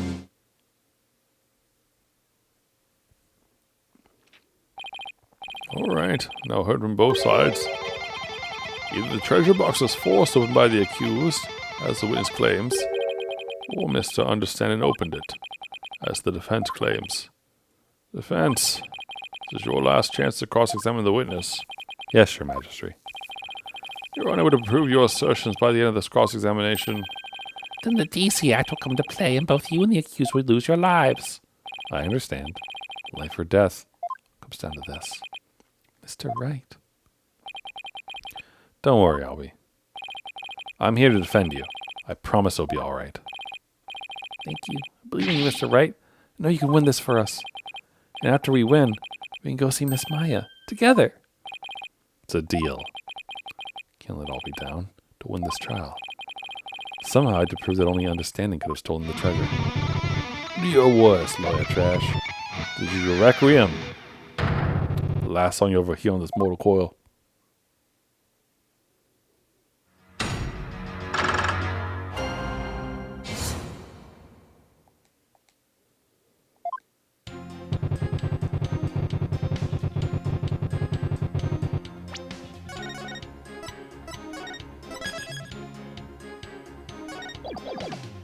Hold it!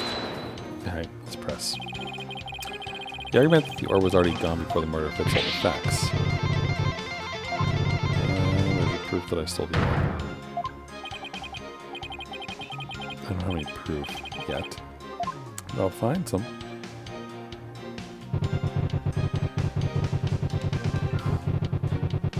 Hold it! Your sacred duty, huh? The problem with that is that I don't think you really are a true believer. Why, you? How dare you question my faith? Downright insulting. I'm not trying to insult you, but I can't suspend logic either. You wormed your way into the temple with the intent of stealing the treasure, didn't you? Had all the insults I can take out of you. Lawyer trash. But you're the only one who can open the treasure box. Just keep on arguing the same old lie. I'm saying the truth. Hear my battle cry.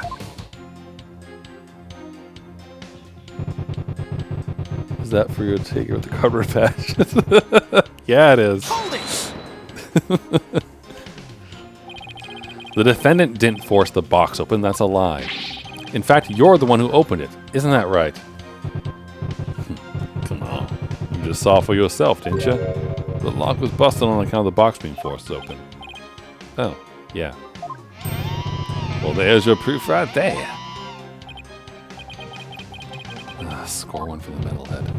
Look, if the accuser really did try to force his way into the box, then how do you explain why the lock was busted and opened up for you earlier? How do I explain why the box was unlocked? Maybe there's a different way to open it? Probably opens by faith, right? There's a different way to open the box. Huh? What are you talking about? There's a secret trick to opening it, to protect its contents from being stolen. And you're the only one who knows how that works. Isn't that right? You for real? Been watching too many movies, Lord, man. I mean, there's a lot of puns. Peace, love, and understanding, man. And I'll be your guide and what have you. So you're one of those terrorists. Honestly, Mr. Wright, did you come expecting magic and mystery around every corner? I'll have you know, Defense. The Kingdom of Terrain is not some sort of fantasy fun land. It's true, I don't have any real grounds to make that assertion. And yet...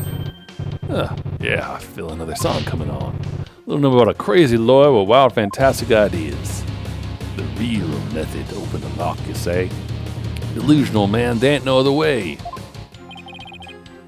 Oh, a new verse. Please do add it to your testimony, Mr. Understanding. Okay, so it's useful that this is added, because I assume that it probably opens by faith or something, and that's how we're gonna get this guy. But do I... When the butterfly embraces the meat out of the favor, the orb is bestowed. Maybe that will do something. Oh, so you press the... Does the key get pressed against the butterfly? Is that how that works?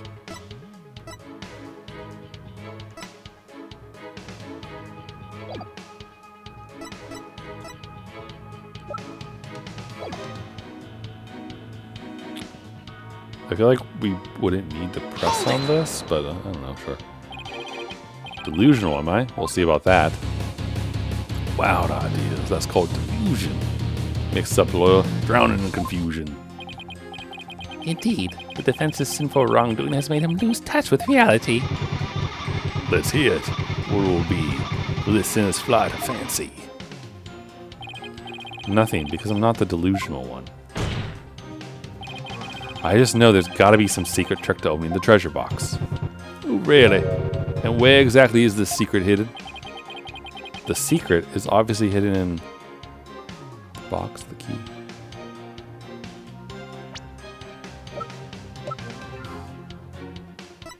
Maybe the box, right? The treasure box. Yeah. And where on the box is this secret exactly? Well, it's, I thought that far ahead. It's the carvings. There's definitely something going on there. Are you sure? You're sounding a little desperate, Defense. Desperate? Not at all, Your Majesty. The carvings the accused snuck in to see, even though it's forbidden, I might add. Witness, can you tell us anything about these carvings on the box? Of course. Head monk, I know all about them. The carvings depict the Karini's butterflies that carries the soul of the Twilight Realm. They're made in around the 7th century. I see. Could you please add that information to your testimony? Fine. Listen up, Lawyer Trash. Karini's butterfly from the 7th century carries the meat on it. So elementary. Yeah. Alright, so it goes there then, right? Hold it! I believe this butterfly design conceals some sort of secret. Oh yeah? Why don't you check it out for yourself then? Huh? What's with this smug look on his face? I think I'll do just that, Your Majesty, if I could. Huh.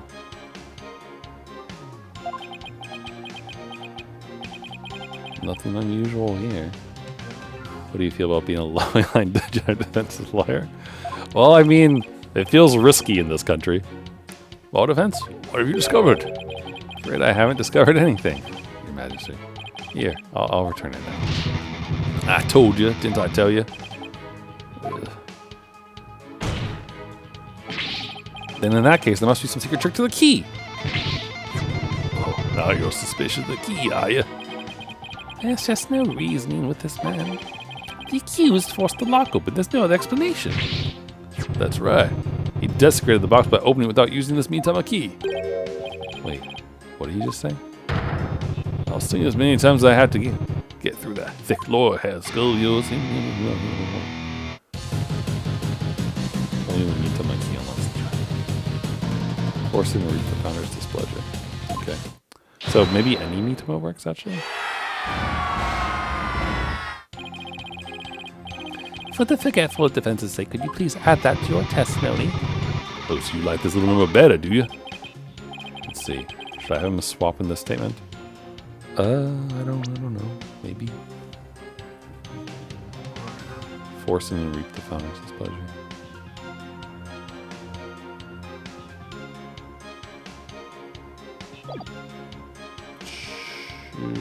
Sure.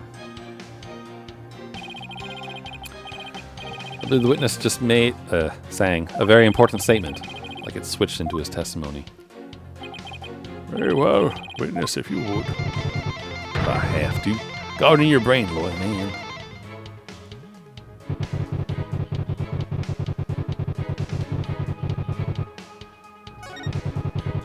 Alright, hold on. I want to press on the last one. Hold it! Because I assume the pressing on the other one just makes you swap back and forth. I'm not the one who'll be going to jail, Mr. Understanding. You are. Think so, huh? What do you think, people? Not just me this lawyer's putting down. He's insulting Karanism and the Karanese people, too. He thinks he can get away with that. He's got another thing coming. Right, people?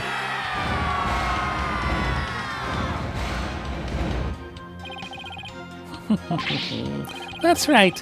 Disrespectful lawyer says that we remove post haste. Got these Daleks in the audience. Thanks. Gallery's getting really whipped up over this. You're going to jail, you. Not me. You don't believe me? Just wait and see. Too late. No forgiveness for you. Not from me, the judge, or her holiness, too. You'll rule the day you set foot in this court. To the gallows, lawyer, you will report. What was that just now? There's something odd about his testimony. Can't afford to ignore any inconsistency, no matter how small. Smallest detail could blow this case wide open. I use the evidence to unlock a path to the truth.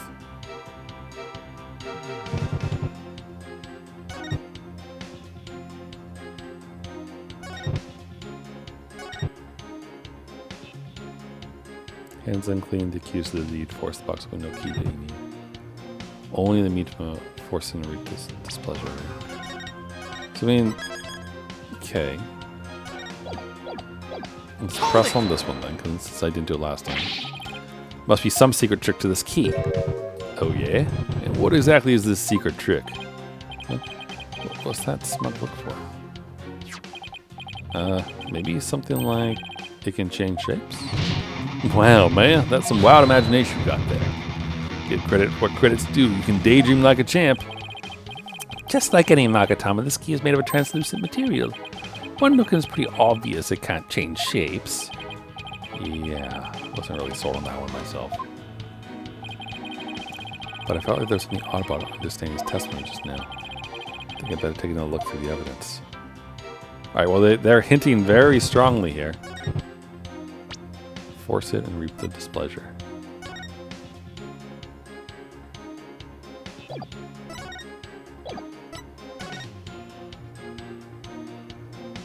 Is that how his hand got bloody or something? Or what?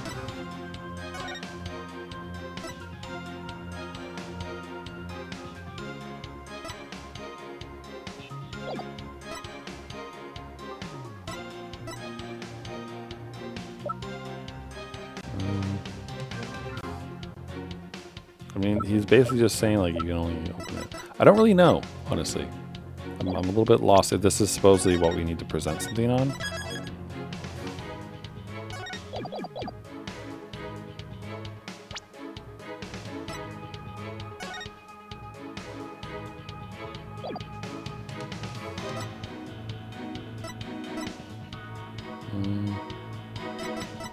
Objection! Let's try this. It's the key, so, you know, maybe he'll give me a chance to actually use it. Wait a minute, misunderstanding. You just called your key the Mitama key, didn't you? But didn't you originally say it's called the Magatama key? The Mitama key. What's that? I don't know, Your Majesty. But apparently, it's a rather crucial question. Oh, what's the big deal? So I said the wrong thing. So what? Simple, simple the tongue. An A for effort, Mr. Wright, but your grandstanding betrays your desperation. But a small slip of the tongue like that adds absolutely nothing to your argument. What say you, defense? Is it an important detail? Judging by understanding his reaction, I'd say it's everything my argument needs. Yes, Your Majesty, it's very important. This key apparently is not the Magatama key, but rather the Mitama key. And I believe this discrepancy holds great significance for the defense. No, man, doesn't mean this mistake. Insignificant. You're riding the crazy train to nowhere, lawyer man. Your Majesty, please don't pay the defense any heed. It's all nonsense. To tell the truth, I'm not really clear on what the defense is driving at myself. However, I am eager to find out. What? Defense, you will explain yourself like your life literally depends on it. Because it does. Oh, then, is the name of the key an important detail? Yes, absolutely important, I think. Because the Mitama key is connected to the Founder's Orb. I see. Very well, in that case. Please show the court the grounds on which you are basing this claim. The grounds, Your Majesty? You can, of course, show grounds, can you not, defense? Of course! I was going to say... I had to come up with something. It's just a bluff. Mitama. Has to be something somewhere that ties Mito and York to it. Yeah, it's the poem, right? Or the song. What evidence shows a connection between the Mito key and the Founder's Orb? Take that! There you go. What's that? The Song of Ceremony. All this time, the answer is right there in front of me. Right there in the Song of Ceremony performed during the Dance of Devotion. Your Majesty, the Song of Ceremony tells of the treasure of the founder of Koreanism, but hidden within its lyrics is the secret behind how to really open the treasure box. Oh, holy mother! Look at Payne's hair. But how can that be defense? The Song of Ceremony contains the following lyrics. When the butterfly embraces the Mitama, the favor of the orb is bestowed. I believe the Mitama here refers to the Mitama key. Well, yes, it is the same word, but that doesn't mean... We've been calling this key the Magatama key, and that's why I inserted the key into the lock with the Magatama design on it. That was obviously not the right way to use it. I suppose you know the right way. I do, Your Majesty. To use the key properly, first... Why are you asking me? First, you have to flip it vertically or horizontally. Oh, vertically. You can see it. It fits in with the butterfly. If we turn the Magatama shape upside down like this, yoink, it becomes the Karenese symbol of the soul. In other words, a Mitama. Oh, you're absolutely right. But now what? What do you do with it? Too big to fit into the lock that way? I knew he was just bluffing. Bluffs and lies are the only tool of his trade, after all. Must be some other place this key fits, but where? Let's see. Or the words of the Song of the Ceremony again? When the butterfly embraces the Mitama. Can I rotate this now, please? Right here. Oh, it's A to B this time.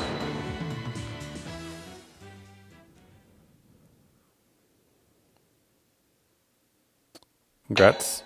Wright is now head priest.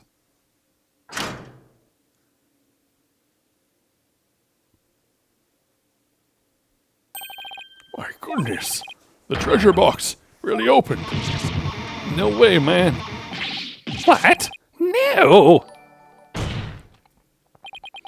And that, ladies and gentlemen, is the real secret behind the Song of Ceremony.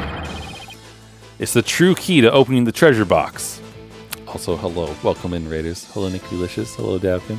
You've come for the penultimate moment of the trial here.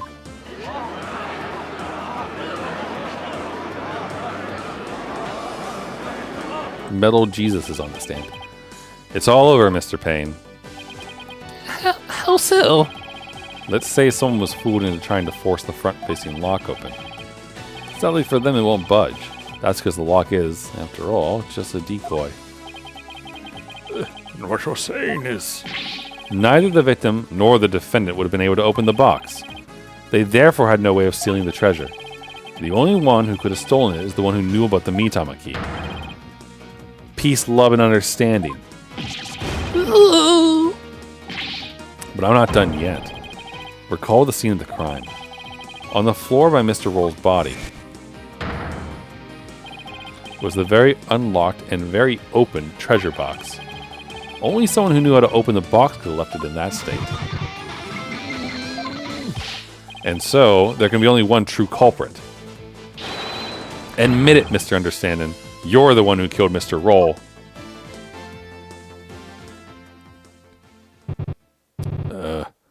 Yeah.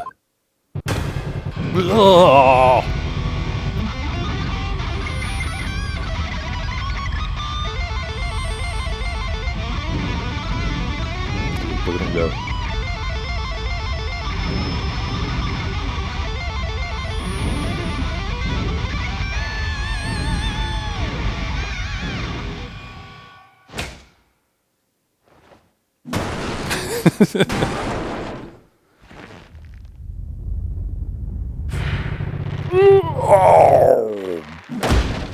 Metal Jesus has lost his mind.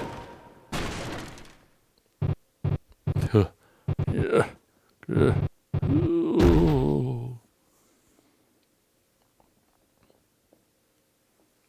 Were you playing Kingdom Hearts again, Nick Malicious?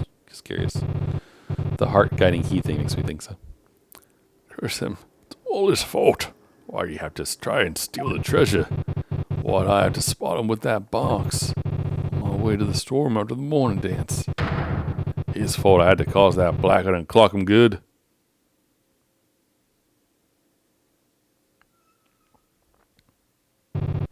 I couldn't let my secret get out. Nobody could know the treasure box was empty.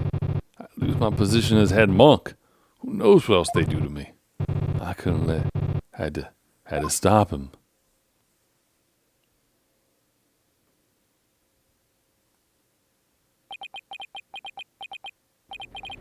What a shocking development. I can scarcely believe it. Nothing like this has ever happened since the DC Act was enacted 23 years ago. No. My perfect, unblemished record. Destroyed. The incredible pain. Ruined. No! There it is. Perfect. Thank you, Pain. Bald. Did the lawyer really win? Can't believe it. No way! This can't be happening. Peace. I said peace. Honestly speaking, I'm just as shocked as everyone else. But the truth has been made known. It was time for me to give my verdict. In the name of the Holy Mother, this court finds the accused. I'll be your guide. Not guilty.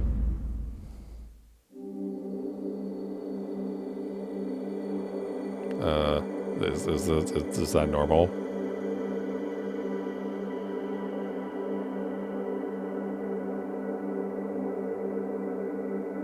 Does this happen at the end of your trials normally?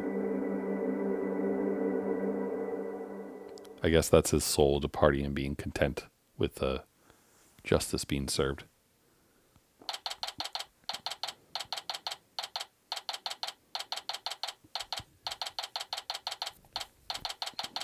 Leave it to Phoenix to just walk into a country and do that. Huh, still quite a commotion. People in the gallery had shown no sign of clearing out. Can't believe it. Not guilty. So I'm shocked. Can you believe that guy? I feel over his eyes on me. This can't be happening. It's impossible. Well, Holy Mother preserve us. Never been in a defendant lobby quite this uncomfortable. Mr. Wright. Oh, I'll be. Thank you. Thank you so much for what you did for me. Bow wow. Just glad it turned out okay. Let you go for a while. Really sorry, Mr. Wright. I had a really hard time trusting you at first. That's okay, Albie. I know how unpopular lawyers are in this country. But how did it ever get this way in the first place? Allow me to explain. At least I wish I could explain. But I don't really know why. I never even questioned it before today. By the time I was born, all the lawyers were already gone. Far back as I can remember, verdicts have been based on their benevolence's insights. Right, Rafa, the royal priestess. You would imply that the trials of this country are unfair? Do explain, outsider. How verdicts founded on truths imparted by the very souls of the dead lack impartiality. For her part, I'm sure she really believes in what she says, but even with her benevolence's divination seances, lawyers are still necessary. Without proper defense, people could easily wind up receiving wrongful convictions. Mr. Wright. Shh. Huh? Don't say that so loud. People might think you're a rebel. You could be arrested. A rebel? That's right. One of those people going against our queen in the court system. What is this? They call themselves the Defiant Dragons. They're led by a scary guy named Dirk. They'll do anything to overthrow our eminence. Even commit crimes. Dirk? No people in the gallery mentioning that name. Wait, is the leader of the rebels a defense attorney? The things you're saying sound a lot like the stuff they say. But you're not scary like that Dirk guy. Pardon the intrusion. Oh, sorry, this is a different person. You. Yeah, you. Want to talk to you, see? Flight, is it? Right, sir. Phoenix, right. And you are? I'm the Kurianese Minister of Justice. Name's Inga Karkul Karain. Inga Karkuk.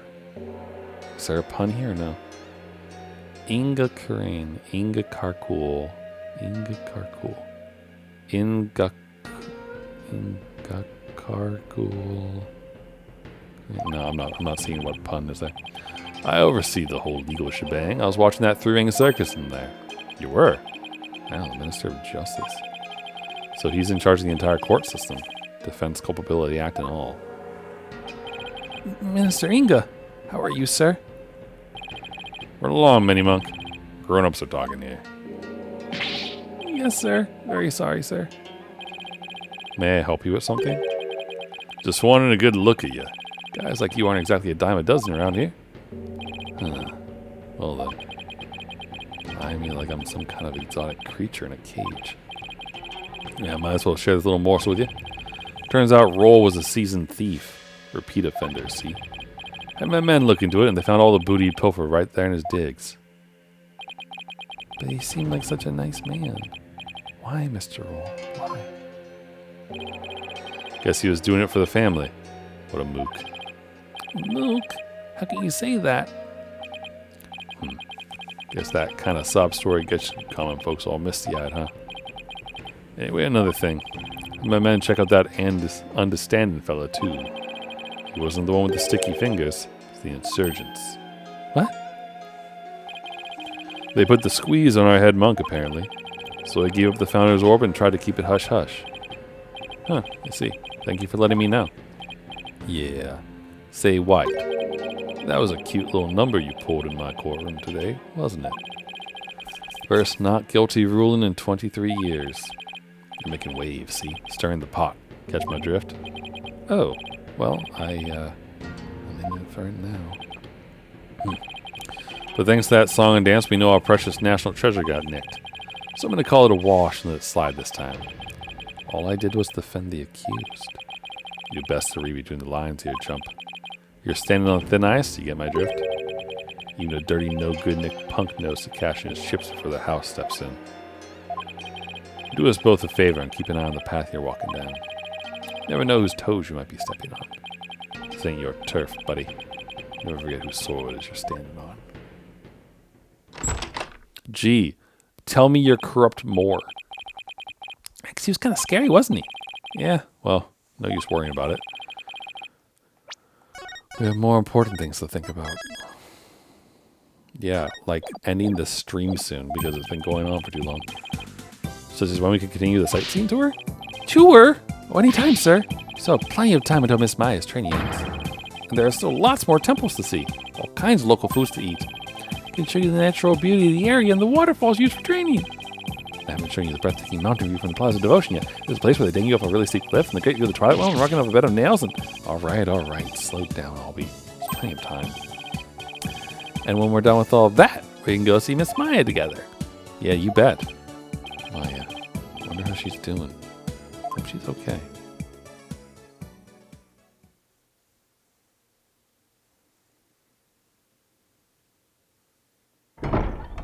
Meanwhile... So, how about that not guilty, Dirk? I heard.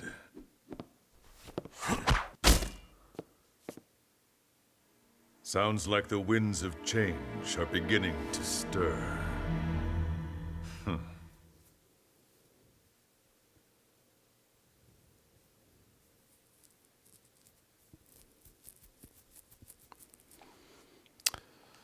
Good first case, but longer than I would have liked it to be.